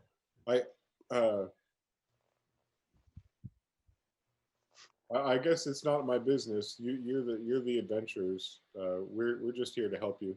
My brother and I Yeah. just want to help. We Well, didn't mean thank to you cause very any- much. You know, if you're not comfortable with it, you can go back to your trapping. We appreciate your help, but do what you got to do. How far are we from the dogs? Can I just like do a little goblin sprint back and grab 'em? 4 miles. 4 miles. Grab them?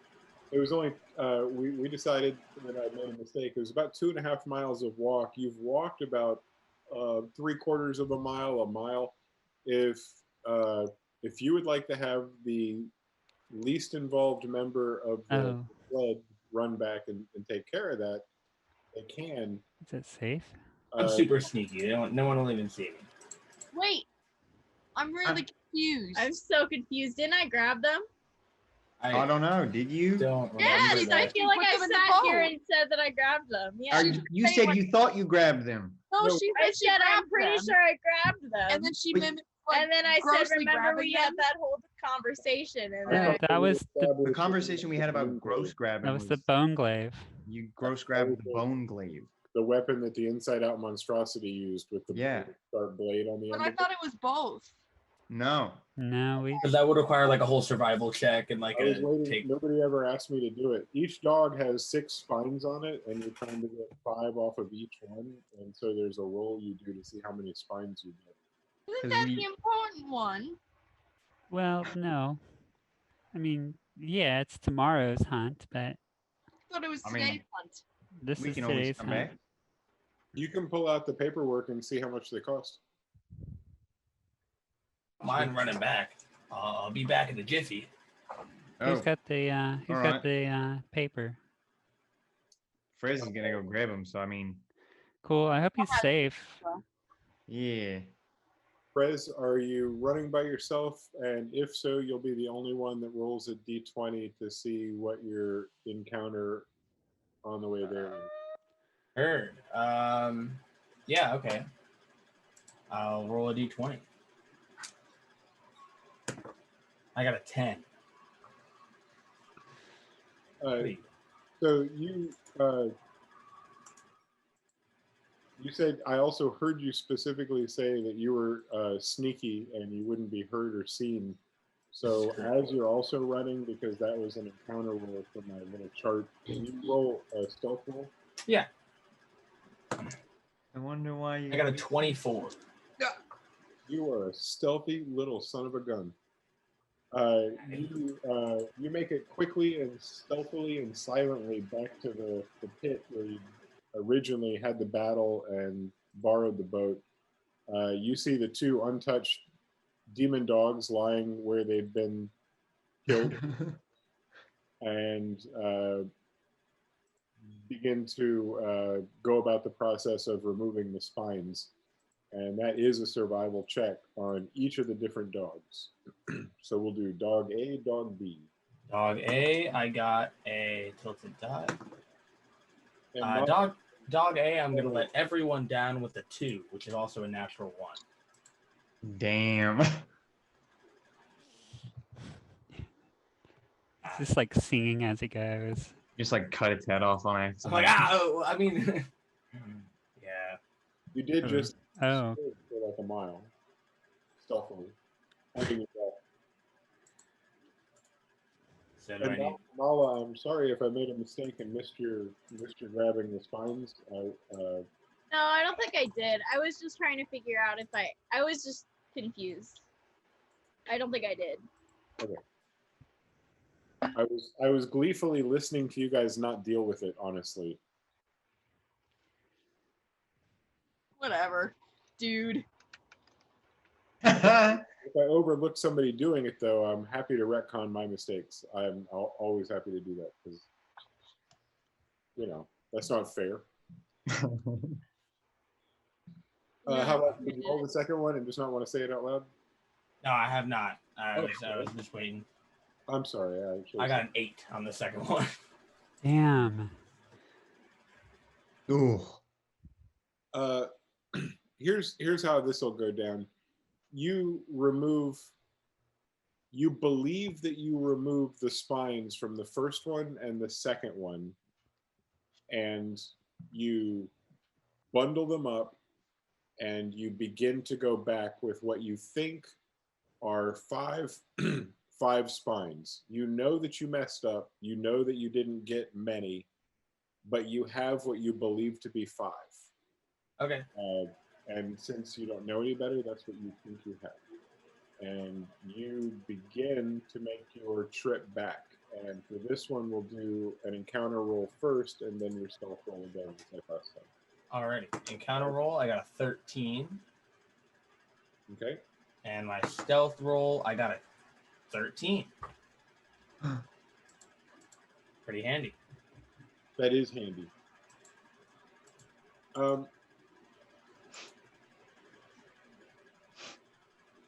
You are running, right? And you've got the. Are you using a bag? In what way do you have the spines are like little baseball bats? In what way do you have them bundled up? Could I use? Let me see. Oh man, I guess I don't really know. Could I have like tied him with a rope? Because I have 50 feet of rope. Could I use some rope to like tie him in a bundle? Yeah, for sure. I'm like So you've under got the them, arm. like, maybe even over your back. You're running with them, something like that under your arm. In some way, you're holding them bundled together. Okay.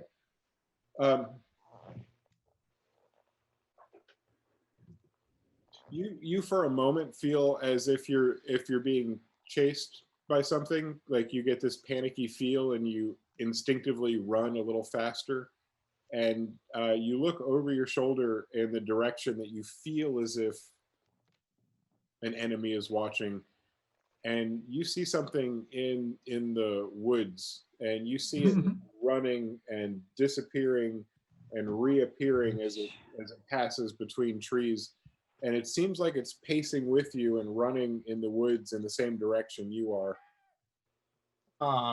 In a terrifying moment, a death dog, a demon dog, bursts out of the woods, lands on the road right in front of you, and skids to a stop and begins to growl. It pulls its lips back, and the teeth that you see are dark and black and covered in things that you probably don't want to look at up closely.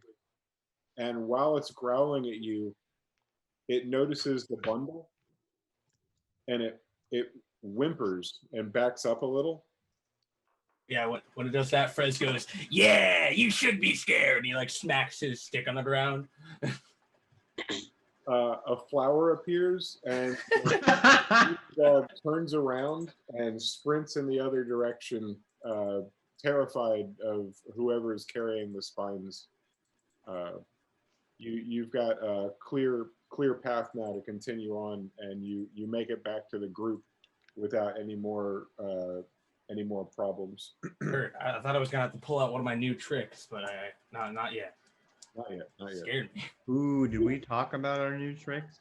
Oh, dude, I have so many new tricks. I'm I have a never whole giving new you guys cage. inspiration again. I only gave it like twice, but now that I'm just never happening again. What? I can cast I have spells. no need for inspiration anymore. Oh, okay. Bruh, what does this mean? But in any case, You'll see. I'll say that Frez makes it back with his bundle of spines, and runs into the back of the boat. And I don't know if you just begin pushing again without saying anything or what, but the boat is still moving like a sled. I don't know if you want to picture Overwatch, but you guys are all just kind of pushing it together. Payload. Where it has to go. Move in with the payload. I'll just I- throw the bag in the boat, and I'll be like, "Yeah, it seemed to be harder to remove these spikes than I had thought, but I did my best." Tell me you didn't break the spikes. How many are I there? don't necessarily think I broke them. There were just some that didn't want to come off the back. Man, 5 at least. I think so. Frez opens the bag. I think I got 5. 1, probably 2, 3, Yeah, 4. it looks like 5. Oh, yeah, I mean, there's 5 in here. He tosses it. Right. It's fine then, I guess. I thought we had enough for 2, but it's whatever. Oops. You know what? Let's just get this done. One of you had a paper and somebody asked who had it, but I know that doesn't matter because the information would get read by whoever was holding the paper. Mm-hmm. The inside out monstrosity is 40 gold pieces plus or minus 10. Is that correct? Yeah, plus or minus 10, depending on the condition of the body, the entire body that you bring. Mm-hmm. The death dogs were 5 barbed spines, and they were worth 25 plus or minus 5. And these are gold pieces total. Okay. That's what was read off the paper by whoever was holding it. And then also, without an intelligence check for memory, what somebody remembers about the death dogs, because you didn't have that contract, but you did read it off the board. Mm-hmm. Right. You continue to pull and push this boat with a inside-out monstrosity on the back, and the smell is beginning to ripen a little. Prez is probably the one who's dealing with that the most. Little forward motion keeps the odor from enveloping the people at the front, at least. The boat moves pretty smoothly. And I would say that everybody's really leaning into it and maybe getting tired of the 2 brothers who keep asking questions. Because the last question they asked you guys was, how much money do you get for bringing all these monsters in? Couple. I mean, Well, we're getting pretty close to the base. I really appreciate the help, you guys, but it looks like we got it from here. See you later. Might as well get back to trapping or whatever. Oh, okay. Well, could before we you get go, food before you go, or you have any? Are you hungry? No, I'm Hungry? okay.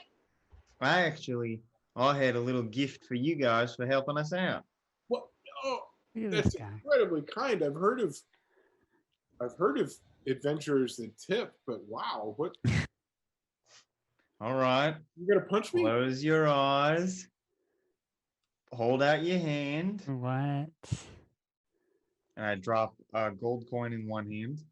And then I have the other guy do the same thing and drop a gold coin in his hand. Oh, you have no idea. This I guess I don't. this is like 2 seasons worth of work.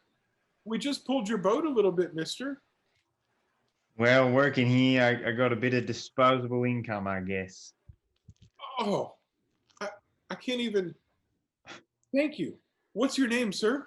Dingham Wheatblaze, but you could just call me Ding, really. No, sir, Dingham Wheatblaze. We'll sing songs of your whole name for years to come. Thank you, sir. Oh, I thank you. The 2 of them walk away, facing you still. I wouldn't say bowing as they back away. There is a vast amount of overwhelmed emotion, and each of them are still holding the coin. It hasn't gone like in a pocket or a pouch or anything. And the eyes are on you as they back away. They don't get too far before turning and walking, and then they seem to put their heads together and whisper a little bit. It's clearly a big moment for them. Not the kind of coin they're used to holding. Right. Good for them. Anyways, bye. Yeah, they disappear around the corner. They literally understood that they were dismissed the first time Alice said that, and they went their way without argument. And it almost seems as if they went forward instead of backward, because you guys start to pull them and you hear them, and you realize that there must be an echo or something must be out of place, because you definitely hear the voice of one of them up ahead, and you're pulling, and there's the friction sound of the sled being pulled, the boat, and the voice gets clearer, and you're only hearing a single voice, and it sounds a little crazy and manic, and before long you come around a corner and you see an individual, a small withered old man. He's got a weird hat on and what look like goggles, and the goggles are down a little bit. One of them seems to be covering an eye, and the other seems to be up a little bit. And he's hunched over these black mushrooms. They're shaped like a mushroom, but they have a wavy fin on their fungusy head, and he's pulling them off and sticking them in a bag and talking to them. He seems to be talking to them, and well, you can hear him if you'd like. Yeah. I failed to mention he's got an odd backpack on. It appears to be a door. His backpack is a door. That's really weird. A full-size door, or like a little door. It appears to be a smaller door, the same ratio and shape of a door. It might be folded in half, might be full-sized. But you could take a closer look as you get closer, and maybe you can even hear what he's saying now. Yeah, I want to Yeah, hear what you're For saying. sure. Well, in that case, let me just make sure my voice can be heard. Yeah, looks like this isn't it's what I thought working was out. All right, so as you guys approach, you can kind of hear the voice of this guy putting mushrooms in his bag, and he's kind of saying, what? That's just, why are they only here? Okay, I don't care. I just got the mushrooms in the bag. Got mushrooms. Okay, we're good. And then he's just shoveling mushrooms into his bag while mumbling stuff like that to himself. Are those edible? Ah! Ah, you guys! Oh, no. Not Then what you are you doing guys. with Sorry, I'm kind of a little, spent. The mushrooms are kind of edible. You can eat them if you wanted. They're more for medicine sometimes. Burns. You know, when they burn you, they just burn so much. As he's talking, he puts the goggle back down, straightens them out. But before he did that, you can kind of see one of the eyes is a little jittery. It's looking every which way.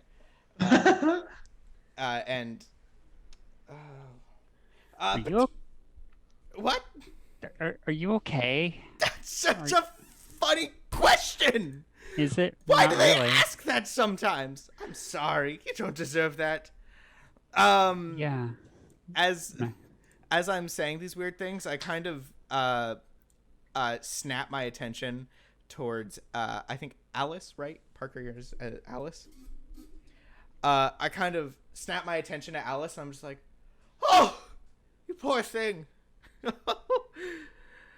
Oh, you've been marked. Okay. And then I start like throwing more mushrooms in the bag from the.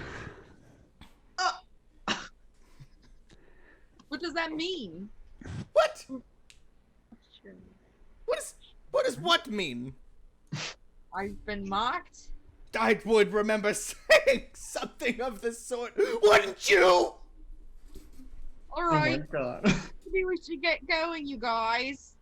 Oh, hang on! In the are those quills from the demon dogs I see?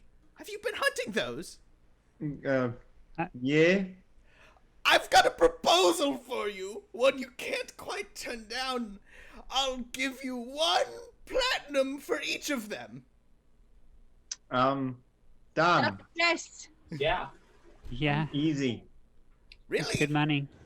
When the old man grabs the bundle and takes a look at him, he realizes that they've been cut short in such a way that the valuable part at the base wasn't attached on all but one of them.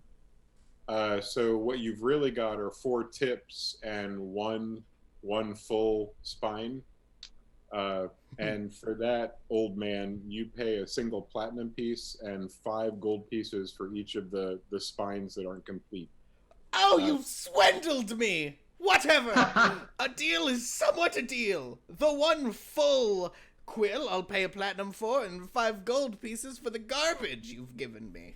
No one told me how I was supposed to do that. Yeah, that's My I guess bad, that's you all right. guys. You adventurers are always confusing. I might open a shop for you at some point. Oh, what was I doing? Money. Yes, here you go. And then I snatch the quills and drop a platinum and 5 gold pieces into your hand. What is your name again, Char? Frez? Frez. Frez, yeah. Frez's hand. That'll be 20 gold pieces because it's 5 gold pieces per. Oh, broken... 5 each. Yeah. Oh, My that's a bad. I dub. thought you Okay, said- I feel way less bad. Yeah. There's a total of 3 platinum. Yeah, we're still up. We're still ahead. Yeah, that's still 30. loaded. Okay. That's 30 Um, gold. Feel a lot less bad. I'm like, anyways, I guess that's his deal. And then I turn around and start putting, I put the quills in my bag and start putting more mushrooms in my bag. And as I'm doing that, I kind of start mumbling, just like, oh, the pit here makes so many things. I love the creations. You only find them one other place. Hey, buddy. Yes, me. What's up with these mushrooms? What are these? Uh, Are these good? I mean, they, nothing quite cures fire, burn fire. No. Burn wounds. Nothing quite heals those like these. Those ones always hurt the most. You ever been burnt alive before? What is your name? My name? I think the last time it was Watson, but he never liked the names I come up with. Maybe it'll be better if I... Sammy! No. Who's he? Who are John. you talking about? What are you... All right, guys, I think we should go. It's John. Yeah. The name's John. And as I say that, the door on my back, you can kind of see something change. And it's the fact that it said Watson's Wonderful Magic Item Emporium. Now it says John's Wonderful Magic Item Emporium. That's Whoa. You've got an interesting piece of back support there. Oh, this Is that is a my door? shop! I let some people in earlier and they asked so many questions I had to kick them out. Your shop is on your back. You ask a lot of questions for people I've only got minimal answers for. I feel like that one's a pretty straightforward question. I just don't like questions. They always Uh, bring pain to the people they ask. How about I make a Wow. statement and you tell me if it's true or not? Maybe. That door Yes. is a store. Is that a question? No, I said it was going to be a statement and then you tell me if it's a true statement. Wait, isn't that a question? I mean, Not really. I mean, it's It's That's a a kind of the same question with format. steps that he doesn't like.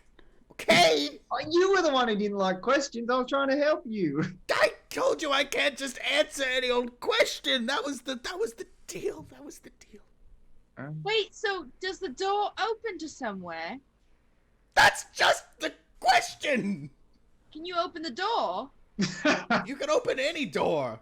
Doors. Can I open that door? If anybody but me lays hands on this door, I don't even know. open the door.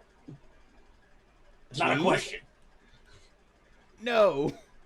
Okay, I mean that works. That works. All right. I'm fine with that. I guess we'll leave then. No. Hey, Thanks. Hey guys, this is super weird. Can we, Did you say can we hey? go now? I did. Hello. Hey, we got this thing, and Chell takes like I don't know, a piece of cloth or something, and picks up the bone glaive, and was like, "Do you ever like buy strange objects to sell? Because we've got this thing." That's disgusting. That is... You are not wrong. Compulsive. On occasion, I make purchases. I don't think I want that. Specific. Okay, fine. I don't. Yeah, right there with you. Well, Yeah. I John? agree. it was nice meeting you. It was a I pleasure think- meeting you too, Dingleberg. Dinkelberg. I don't believe I told you my name, but that was very close. I always get right next to the mark.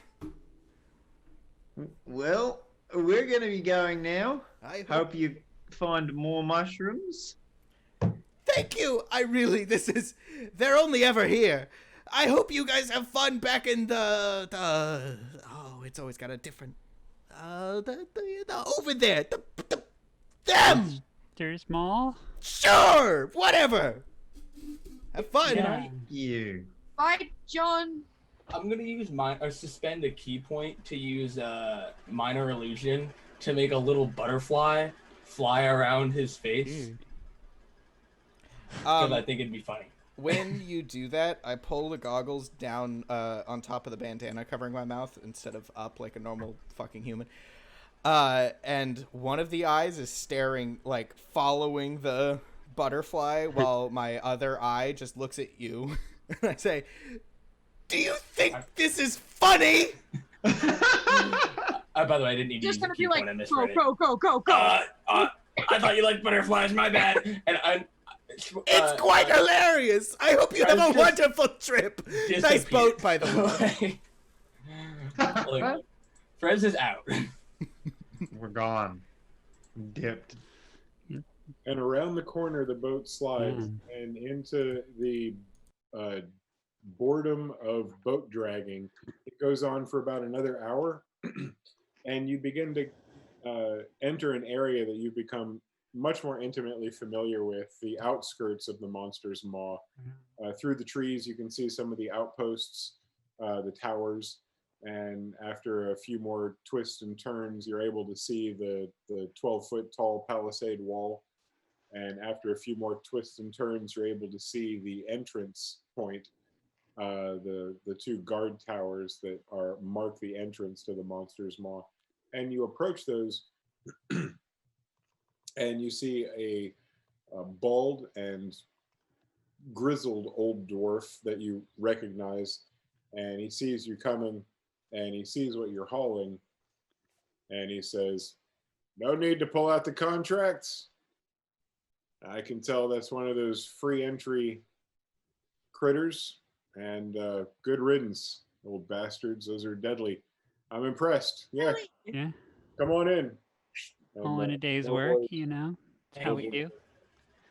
I'm gonna grab Frez's hat. Cool. And can I just say, round of applause to Reef for that performance? Yeah. That was amazing. Our- We need to see that character come back. If you like that character, you can also see him on the Starfall stream where he pops up and is the. Wow. They actually in that campaign got to go inside his shop and shop for things. Wait a It was minute. in person. I thought That's the people he was talking about. We were you just so had the close to a same- crossover. I thought you just had Reef play crazy people, the different crazy people. He's the go-to for crazy. Lonzo the Wizard. Nice. I imagine that your goal is to make it to the place where the corpses and bits are turned in for money, and that is down the long path over the sparkly river creek between the stables and past the bonfire and around the back of the large middle structure that houses the three main businesses. And it's around to the back porch where the job board is. And when you get there, there's a line of people. Most of them are holding either spines like you'd seen recently, heads of critters, the standard gore and gore covered body parts that you turn in for loot here. And when people see you pulling the boat that you're pulling and looking in and seeing what's in there, there is your value in everyone's eyes rises quickly. Yeah. There's a lot of prestige that comes. There's the word. Thank you, Lord. Yeesh. There's a lot of prestige that comes with hauling in a creature like this. Is it platinum tier? No way. It's really the top of the bottom tier, but it's so deadly that some people would consider it middle tier here. But it's a respected kill, and a lot of the people that are in line here are new. In fact, you see one particular group that looks very familiar to you, and one of you realizes that, hey, that's the Wandering Daggers that stole your name. And they're sitting there holding a bundle of spines, and all of them look really long and complete. It looks like they've got 6 of them. I wish I knew how to do that. Well, Yeah. you know, how cool is it that we play this game where your survival role dictates how that you just didn't know that? You just didn't know that at this point. I mean, look, this is the first time Frez has done a lot of things, including clip the spines off of demon dogs. Although it was the second time that Platinum has ever touched his hands. Ooh. Maybe the first time will come out in a question for questers. Ah. Well, we're going to add to the list now. So, as you're back there, you're approached by. I'm sorry, pardon me. Gotta flip through the book. Figure out who's gonna be angry at us for stealing the boat. This is somebody who you've already met, but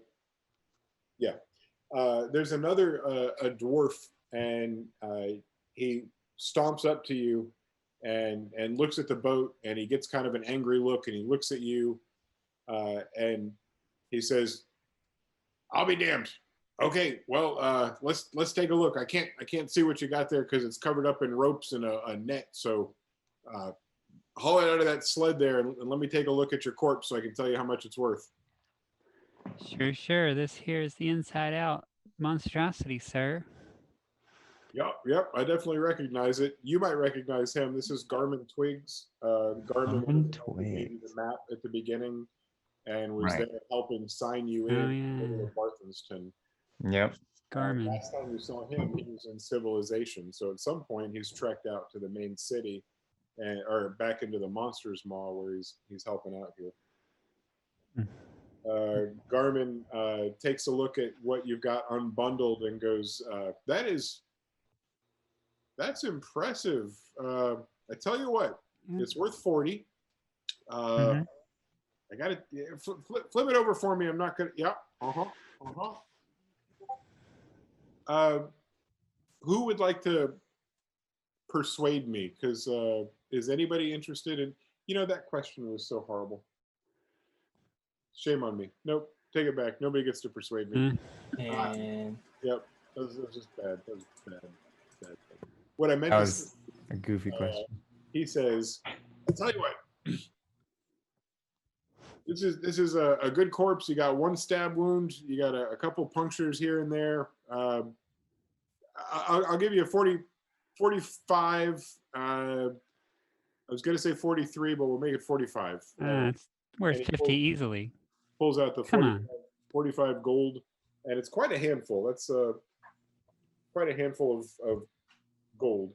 And he hands it to who's handling your cash when coins handed over? Who's handling coins? Who's taking the front? I'll take care of it. I have enough money on me right now to hang Here. out after this. So not me. This thing's worth 50 easily, but come on. Well, it's worth 45 today. What's the? Yeah, okay, you can roll. It's Persuasion. a clean kill. Come on. Maybe I can change his mind with a little dance. Maybe I gotta change my mind with a little song. Combine it for a song. I'll dance to your a performance. She'll roll a 7 in her persuasion check. Tell you what, 44. I'll give you the 45. I've Come got it on. right here. It's the 45. Fine, give it. He's lowering. He's like 40. Do you want the coin or should I put it in your bank? Just jot it down in the ledger for you. If you don't Coin. know all We'll this. take the coin. Okay, jingle jangle. Here you go. What is that, like 9 each? Wow. Plus So the 30 we already got. is the let's see. Sorry. Yeah, no, he just turns away from you after the coin's handed off. He's got nothing else to say, and he's dealing with the next adventuring group. They're holding some heads of some adorable creatures, just absolutely adorable creatures.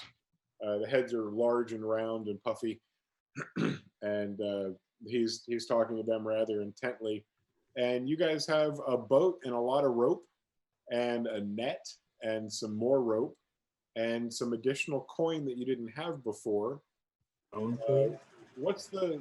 me what you're gonna do with all your stuff, just so in my head I know where your stuff is. Who's got the coin? I need to go to the bank and trade the platinum for.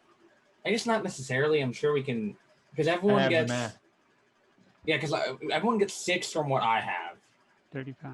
Yeah. 30. Wait, 30 plus 45, right? Yeah. Because there's 20 plus 10.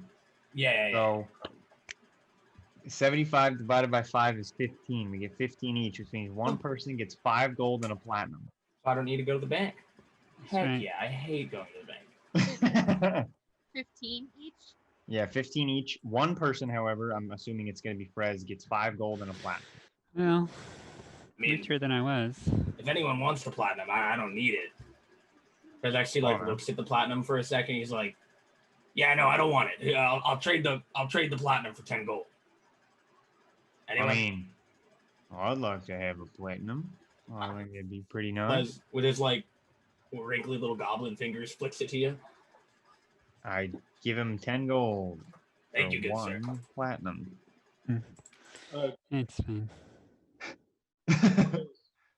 Fred, when you were handling the gold that was handed to you by the crazy old guy, they are all gold coins. There's no doubt about it. And the platinum piece you have is a platinum piece.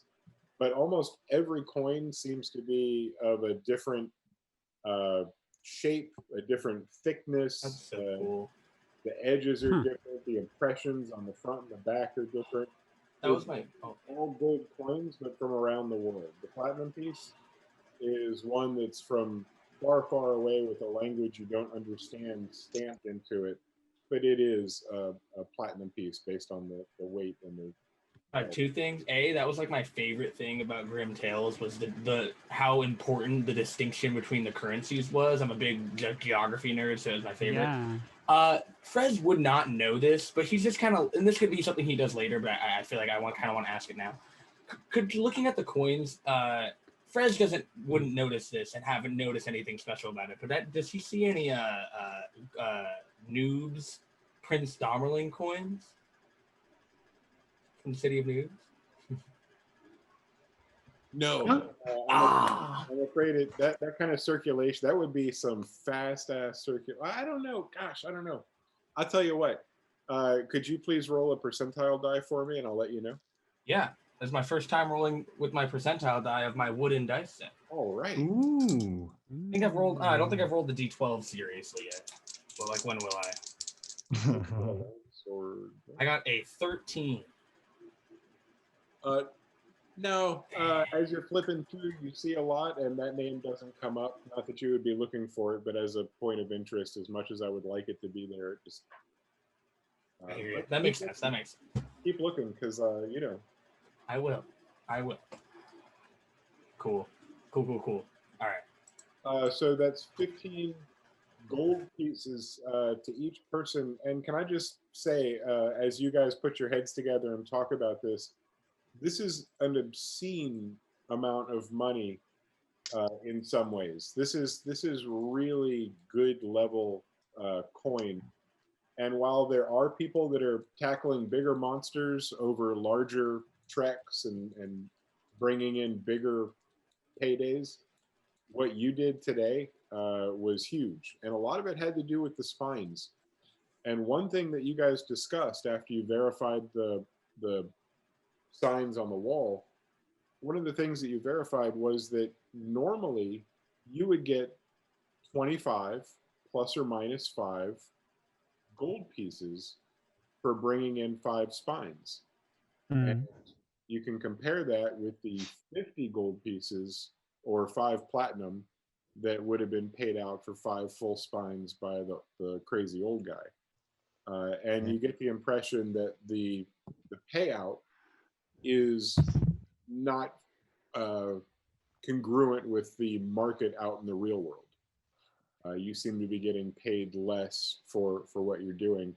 That doesn't mean that it's not fair. You're just making note of the fact that some of what you're harvesting could be sold for more coin in other places.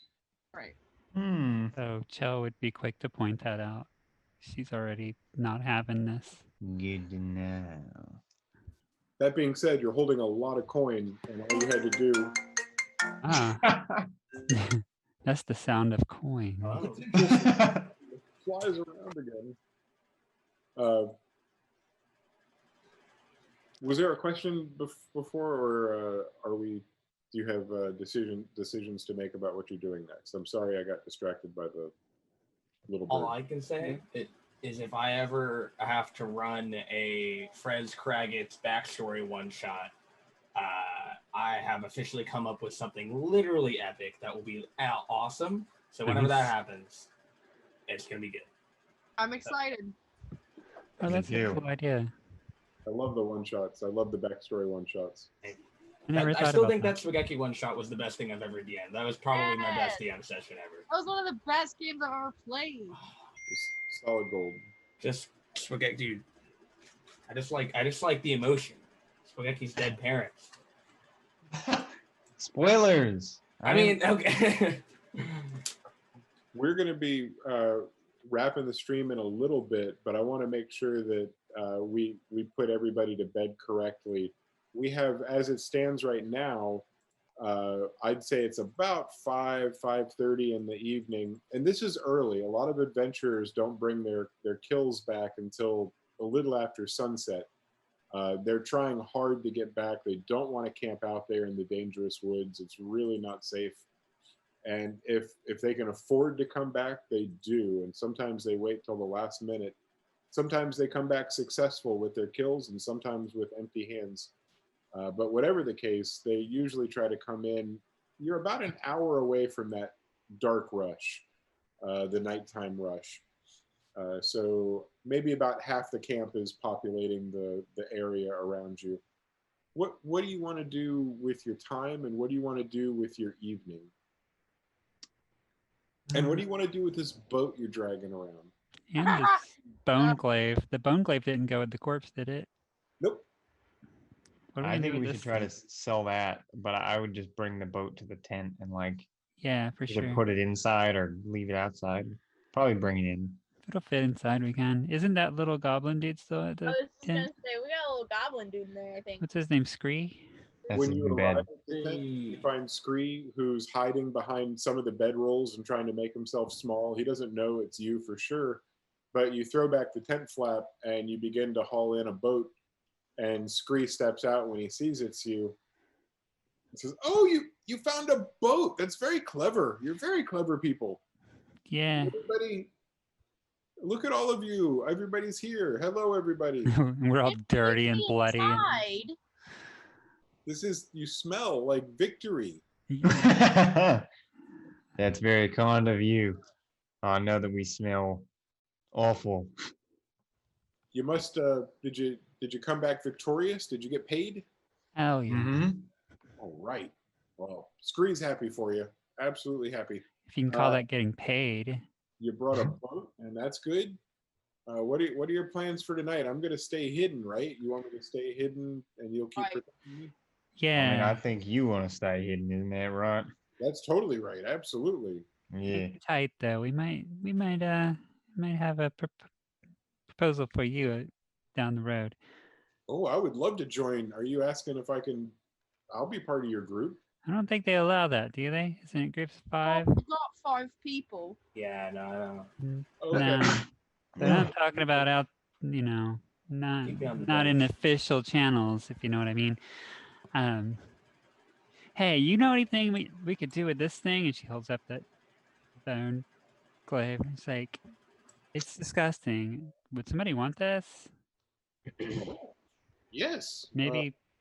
The armory. Any weapons that you get from the kills, if you have any, that's definitely where they go. All right. I didn't know if they'd want anything that looks like it came from, you know, something that a hound would chew on. It depends. I'm not very good at judging value, but I know that the people in there they pay real coin for your stuff. I've been trying to hide from them. I don't want to share my valuable. Oh, what's your valuable? What you got? Just my ring. Scree's ring. Right It's on. the ring that they want. It's the one they want me to sell. They want me to sell it. If I sell it, I won't owe them any money, and I don't want to lose it. I'd rather stay hiding than give them my ring. But For what sure. does the ring do? Yeah, you know. But it was from my grandfather, so you know I wear it, and it helps me sometimes. He gave it to me before I left because he wanted me to stay alive, and Right. he said this might help me, and it has several times. It really has. It helps me. It helps me be friends with animals really more than anything else. It lets me talk to them a little bit. It lets me get help from them a little bit. Like you just ask them questions or what? Well, it's kind of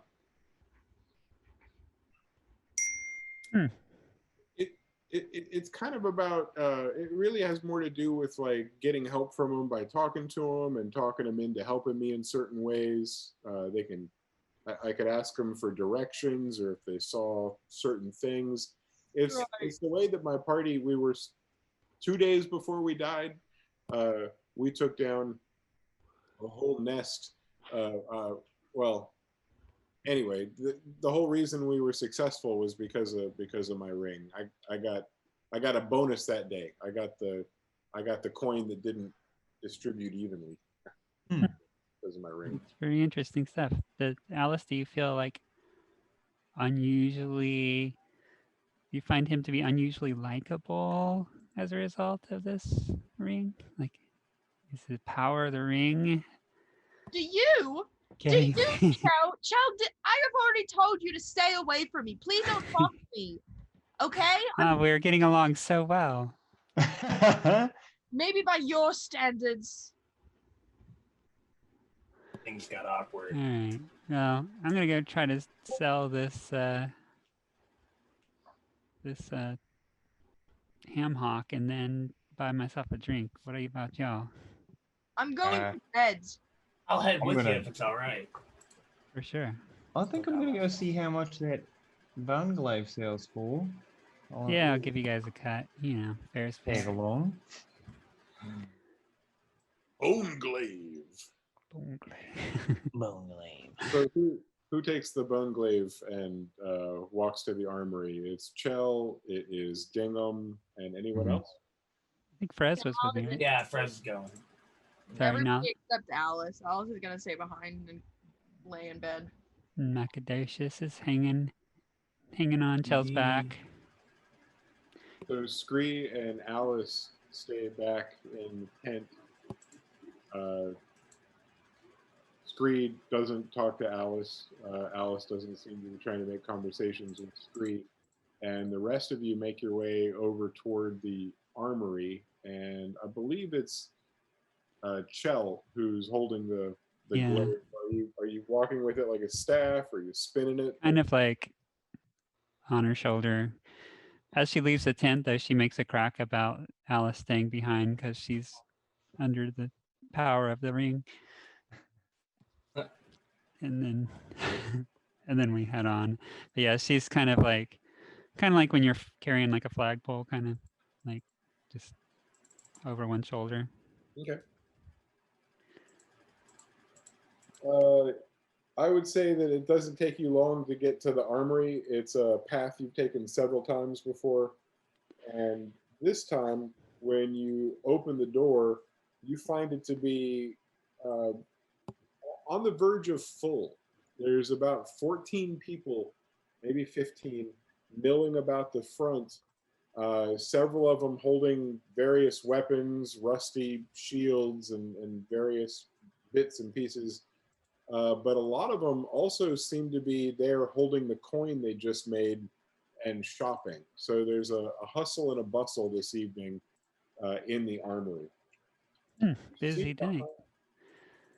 See Nikki behind the counter, and he is talking intently with a very scarred and angry-looking furbolg. The giant part of this furbolg's ancestry is coming out in a big way. He's got stone giant written all over him, but he's actually furbolg. Huh. Did we meet him before? Wasn't there another Furbolg that was unusually tall or something? Maybe I'm... You get the impression that is either two different ones, or this one is dressed completely differently and has a different look about it somehow. It's possible, or it's possible that there's two of them. Right on. I mean, most likely. That is an impressive Furbolg. Nikki's talking to him, and they seem to be talking about something that's on the wall behind him, and he keeps pointing to it and holding something in his hand. Looks like a shiny pile of gold, so it's probably coin. And Nicky keeps shaking his head, no. It looks like it might take a while to get up there to talk to him. And while you're looking, you see two other people that are holding weapons that are similar to yours. Maybe different bones, but the blade on the top seems to be the same, and the way the tendons attach it to the bone pieces seems to be the same. Ew. Yeah, I thought this beast was one of a kind. I mean, there's like more of them out there? Guess a lot of people have killed one. We're not special, I guess. Yeah. A gnome about 5 people ahead of you in what's kind of a rough line. He's holding one that looks almost exactly like yours, but he's so short that his hand is holding it down near the bottom 20%. And he's standing there leaning on it, and he heard you say that, and he turned around and he said, "Yeah, there's a bunch of them. My group took down one today, and we're planning on going for one tomorrow. It's good steady money. I know there's bigger dollars out there. Oops. I know there's bigger coin out there, but the fact of the matter is that this was easy, reliable, and this little bonus doesn't hurt. Usually get 5 or sometimes 10 silver. It depends on how good the blade is. Silver, huh? Silver? Sure, yeah. Every silver counts. I know sometimes I'm swimming in gold, and other times I wish I'd kept the copper that I throw away like it doesn't matter. Yeah, you're not wrong, but my goodness. Silver for this? Well, it's kind of gross. I'm surprised anybody wants it. He's kind of gross. He's got to be some market for it, or he wouldn't be buying them, would he? Yeah, he doesn't put them out here for sale. Nobody wants them. They go in a box and they ship them out every so often. Oh.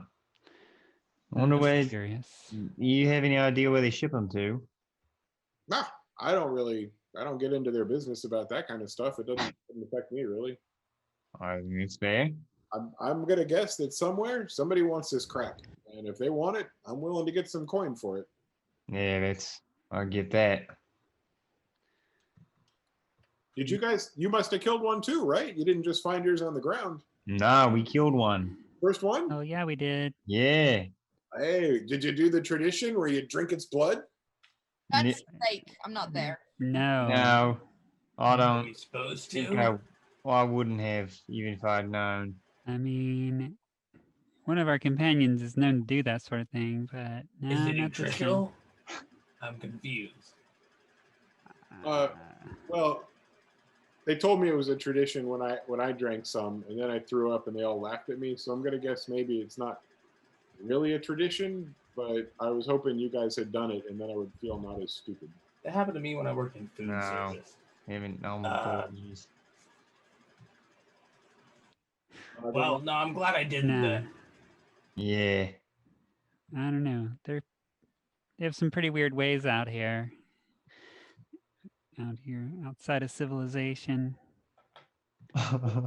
If you don't want to wait in line, I'll give you 5 silver for yours, and you can go on about your way. Maybe I'll get a little bit more, and that'll be my bonus, and maybe I'll get a little bit less, and that'll be my loss. I don't know. What do you think, guys? Well, I think it's fine. I mean, See? We can always just go get if we find out that we could have used this for something, we can always just take that job and get another one. yeah, Assuming they always carry it. Yeah. I guess. Which I we guess they would. do. But what I'm saying is, he's gonna give us a couple silver. Get up there, and it's gonna be worth like 10 gold or more. How do we Alright. know? We trust in him? Insight check. That's what I'm saying. roll your insight check. Finally, 20. Hello. Dirty 20, but a Hey. 20 nonetheless. Hey, that is 20. He seems a little too eager to pay 5 silver for your glaive and to have you walk out before the counter. Thanks. Thanks, brother, but no, I think we'll take care of it. Oh, okay. Well, maybe we'll get lucky. Maybe he's going to be more generous today. It'll be something we can hope for at least. Yeah. We can hope. What are the odds? I've heard that on some days he's absolutely almost crazy and he gives away almost gold pieces, but I don't know if we're going to be that lucky today. Well, I guess we'll see. Well, I wish. See if the gods are smiling on us today. See. The line progresses. You guys are slowly moving closer and closer to the front. I would say you're looking around and taking in the variety of weapons that are out. You see the stuff that's out on the floor, the stuff that's on shelves, the stuff that's on, like the little things they put sunglasses on, the little end cap type. Right. Yeah. All that stuff is really pretty much crap. It's low level. Some of it's rusty. Some of it is barely serviceable, but serviceable. Right. The stuff that's worth anything seems to be on the walls behind the counter or in places where people can't grab it and walk out. The gnome is the first one to get up to the counter, and there's still 4 or 5 people between you and he. So you can't really hear what's going on, but he and Nikki have a conversation, and you hear him say something to him about, the glaive back there. And he nods his head and takes the coin and gives him the glaive. And he turns around, and when he's walking by you, he looks up at you, Chell, and he says, "Hey, it's a good day, congratulations." And he walks out kind of quick and closes the door. Yeah. Cool. Thanks. What does that mean? I wonder. I have no idea. Man, everything about this place is just geared towards taking your money, isn't it? It seems like it. I 4 don't more like it. people do their business with Nikki, and you guys find yourself at the counter, and he's eyeing your glaive as you walk up, and he says, "It looks like you had a good day as well.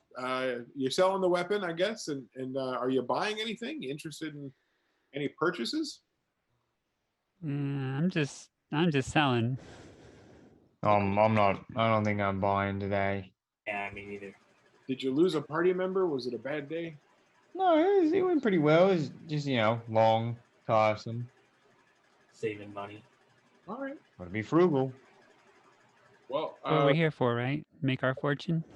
I've been getting a handful of these bone glaives in. I can't offer the normal 7 gold.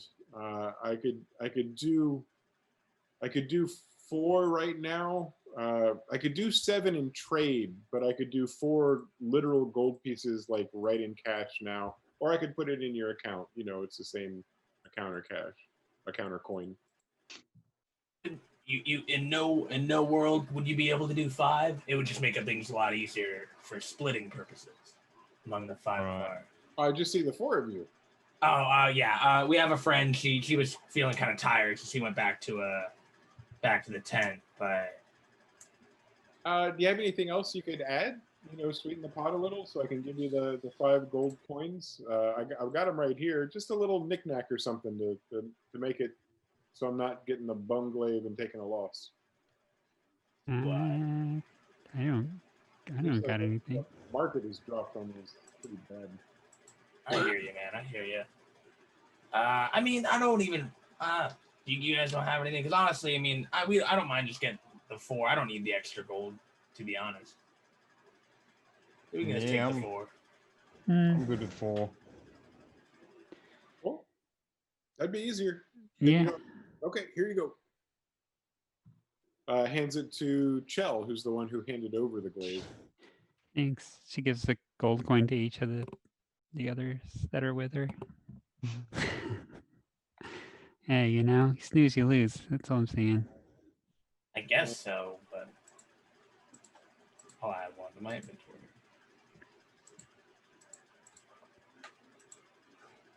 So what's the...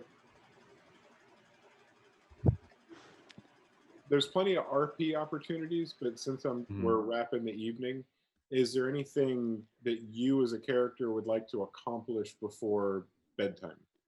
Like a thing that you need to do for any reason? Alice, while everybody's in the shop, is gonna make sure that all of her string is balled up into a ball. Okay. That's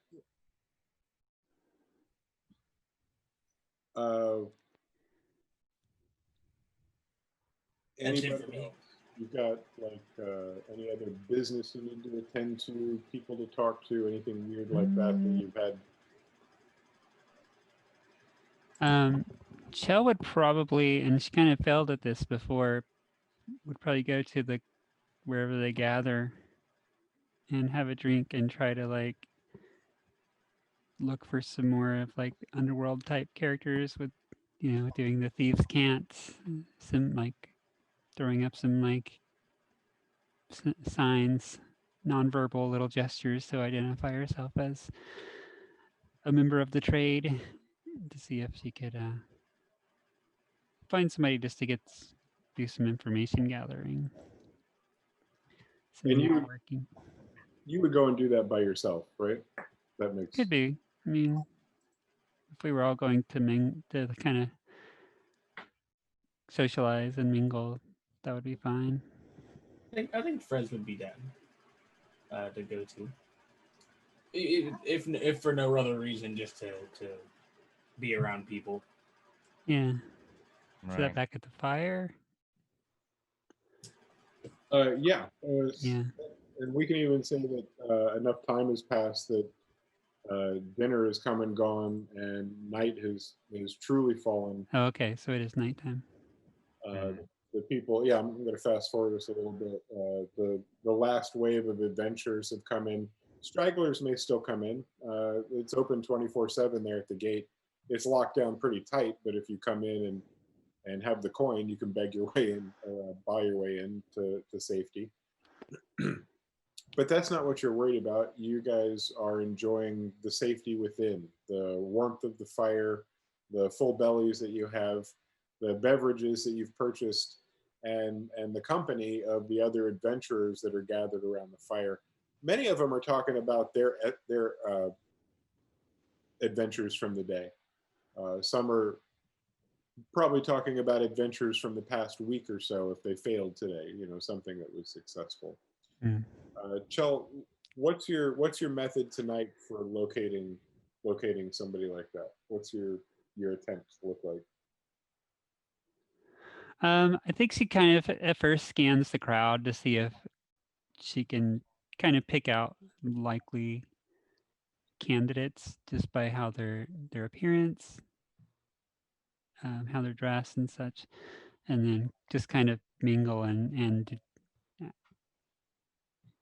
kind of insert herself in the conversations, stand and listen, and then as she's listening, kind of give a little hand gesture that would look innocuous to anybody else, but if it's somebody who's versed in the thieves' cant, they would know. Well, let's see how perceptive you are tonight as you look around the crowd, trying to take in, based on your sixth sense, somebody from your culture. I got a 10 with the modifier. It was almost a 20, almost a natural 20. Yeah. It like lingered on the cusp for a moment and landed on an 8, so 10.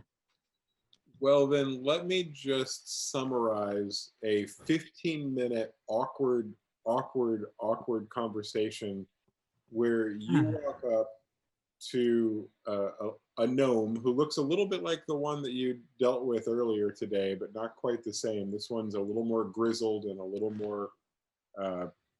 you have him pegged as somebody from the underworld. The way his money bag is tucked, the way his dagger is angled, you recognize these as clear signs of somebody that runs with the underground crowd. You walk up and you begin to speak to him. You do some thieves' cant, but you also speak to him using some of the lingo from where you are. And he misinterprets it in just the wrong way each time to keep the conversation going. You'll say a thing that's supposed to require a certain reply, and he applies that reply accidentally, sending you further into this conversation. At the end of 15 minutes, you realize you're talking to an idiot that does not know anything that you're talking about, and you were on the verge of setting up an alliance with him. And when he finally answered the last question completely off base and couldn't address any of the other points that you'd made, you realized the folly of your conversation and probably stomped off angry. You could tell me how you felt about it, I guess, at the end of that. And the thing where you're just kind of like when you're stuck in a conversation, like a really uninteresting conversation at a party or something, you're just like, right. Oh yeah. Yeah. I gotta go. And then like as they both turn away, it's just like that. Oh, son. Finally. To where if the others like see it, they're like, what was that about? Yeah. Or Fred's is like, did you make a new friend or something? You're talking to him for quite a bit. This place is full of idiots. Complete imbeciles. Wow. No. Hopefully, I don't really know how to respond to that, to be honest. Yeah, it's fine. I don't know what you guys, what your long-term goals are, but as soon as we can work our way out of this place, the better. Yeah. I couldn't agree with you more. I wanted to successfully do a callback to the last time you guys were here, and that just requires me to have more post-its of information so that I can find it, or the ability to run my mouth until I find what I'm looking for. Read from the book. You mustn't read from the book. Flipping pages. Oh, damn. So sad. So sad. Oh, there we go. Dingum, you see Brundo, the battle bard, and he's got a group of about 14 people around him, and he is just having a hoedown. And he is right in the middle of it, and he looks up and he sees you over in the distance, and he gives you a bardly nod. So you're like, you got the official Brundo knows who you are nod. So that's a pretty big So deal. jealous. Rondo cred. Maybe I can introduce you guys. To Brundo? Boy. There. Really? The Brundo? There's a master. I played with him the other day and he complimented me. I complimented him. It went so well. Yeah? Do you think you'll have a second date? I mean, we played instruments for like a few minutes. I wouldn't. Is that what a date is? I've never been on one of those. Yeah, it's different for everybody. I'm sure it's fine. I was in love once. Yeah. It's once. Don't worry about it. Who's this Brundo guy? Care to introduce me? Sure, I could introduce you sometime. I mean, it looks like he's doing something right now, but if I see him again, I'll introduce you. Well, that'll be swell. Fred, I'd say right about now you are, as you realize that you're not going to get a chance to go meet Brundo tonight, you are glancing around the group and you see Cameron and Kimron. And I'm not sure if you heard their name before, but they're the two people that were talking about having to sell Mom's necklace for the gold that you were eavesdropping on. Was that? I believe that was you. I think it might have been. I don't know who it was, but and the people I can remember is there were the two biggest groups fighting. I think it might be Parker, and then there were the two Tabaxis. Yeah. But these are not the Tabaxi. These are the two individuals that were by themselves, and I think you were trying to get a feel for the mood around camp. Were they dwarves? Yes. I talked to them. Nala talked to them. Okay, I'm sorry, Nala. Nala's there with us, right? I think so. Yeah, I think so. The news that you have, and this is will impact Nala, and Frez won't notice a thing. Nala, you maybe thought back to them a couple times and were worried because you knew that they needed their coin pretty bad and that they were in a hard place. But as you see them now, you can clearly see the necklace around one of their necks, and both of them seem to have upgraded their equipment. They have finer blades, better clothes, armor, and they've got a rosiness to their cheeks that lets you know they're drinking the good liquor as well. So while things were looking pretty rough a couple days ago, they must have hit pay dirt yesterday or today. Things are looking up. And as far as the Mad Hatters and the One Punch, those are the two different very successful groups.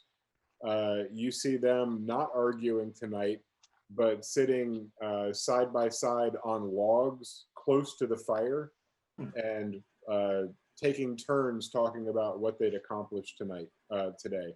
One of the groups that looked like didn't go out, and so they seem to be talking about their successful hunt from a couple days ago, whereas the One Punch group does look like they went out today and they're talking about what they were fighting.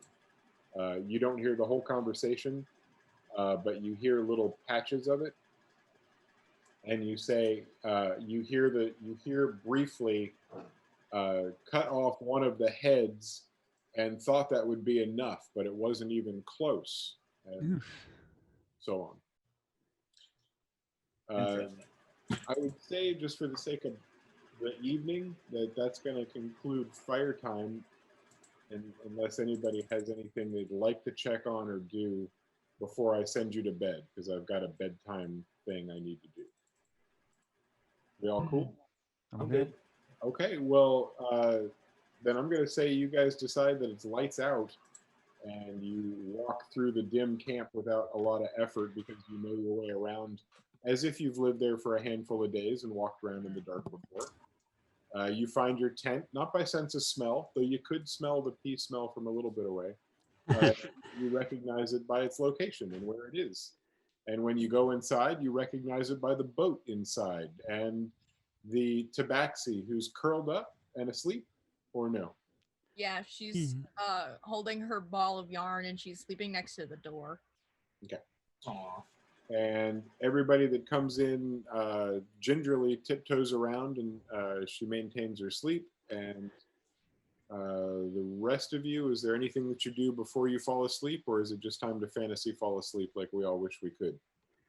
Fancy sleep. Fantasy sleep. Fall asleep. Yeah. Well, Yeah. Long rest, baby. I'm going to walk you through the next 8 hours and say that you successfully sleep, successfully rest. I know you don't have any HP problems because of your level up, but you have everything back that you would normally have because you sleep for 8 hours. And I'm not sure who wakes up first, but you all wake up at roughly the same time. And as you open your eyes and as you sit up and you look around the room and you take in the boat in the middle of your tent, and you take in all of your adventuring party sitting up and looking around, all of you at roughly the same time notice that Alice is not balled up where she was last night. Huh. And as you take a little bit of a closer look, you notice that there's a ball of string in the corner that looks like it was not placed there, but maybe dropped and rolled there, because there's a path of string, if you will, from where it fell. There are two other things that Chell notices as she walks over and looks at this area. One of them is a little coin-sized dollop of blood. And I'm not sure if you recognize this because you've seen it before, but under your bedroll, sticking out of what you were sleeping on top of, Chell, is a small gold medallion. And when you see it, you recognize it as the Apollo medallion that Alice carries with her everywhere. And that's where we'll stop tonight. And we will return next Tuesday to work on the mystery of where Alice. Where Good question. You've got 3 clues, and you can look for more when we get back together. But for right now, Alice is missing, and you guys have to decide how you're going to spend your day. And from all of us here at Campfire Quest, thanks for being here. We're gonna toss our stream to somebody. I think we heard. Oh, is our guitar player guitar playing? he is not. He I guess he worked a lot today, so he's gonna stream tomorrow instead. So maybe if he's streaming to when you guys end tomorrow, I don't know if he has something. Ooh, Eileen is streaming right now. That's funny. That's good. Oh, that is. But let's go. Wait, Brant, what is she screaming? That's very important. She's cooking. She's making cookies. Oh, that's cool. Is it her Baby Blunts page? Yeah, it might be. I don't know if that's necessarily Baby Blunts X. Well, if it helps my friends playing Minecraft, if we need a different one. Drake Takes is also on. There you go. There's good ones. I just thought that was funny. I was looking it's definitely funny. I don't know about our Yeah, let's do Drake Takes. He was here hanging out with us when we started our stream, and you know, I yep, all one word. I know caps don't matter, but S on the takes. That's the only weird one. Drake Takes. Bye, everybody. Yeah. So much Bye, for everybody. Friends, Craig, it's out. We're gonna raid now. You think that one? Raid. See you guys later. Isn't this fun? My favorite part, is the 5 seconds before we actually stop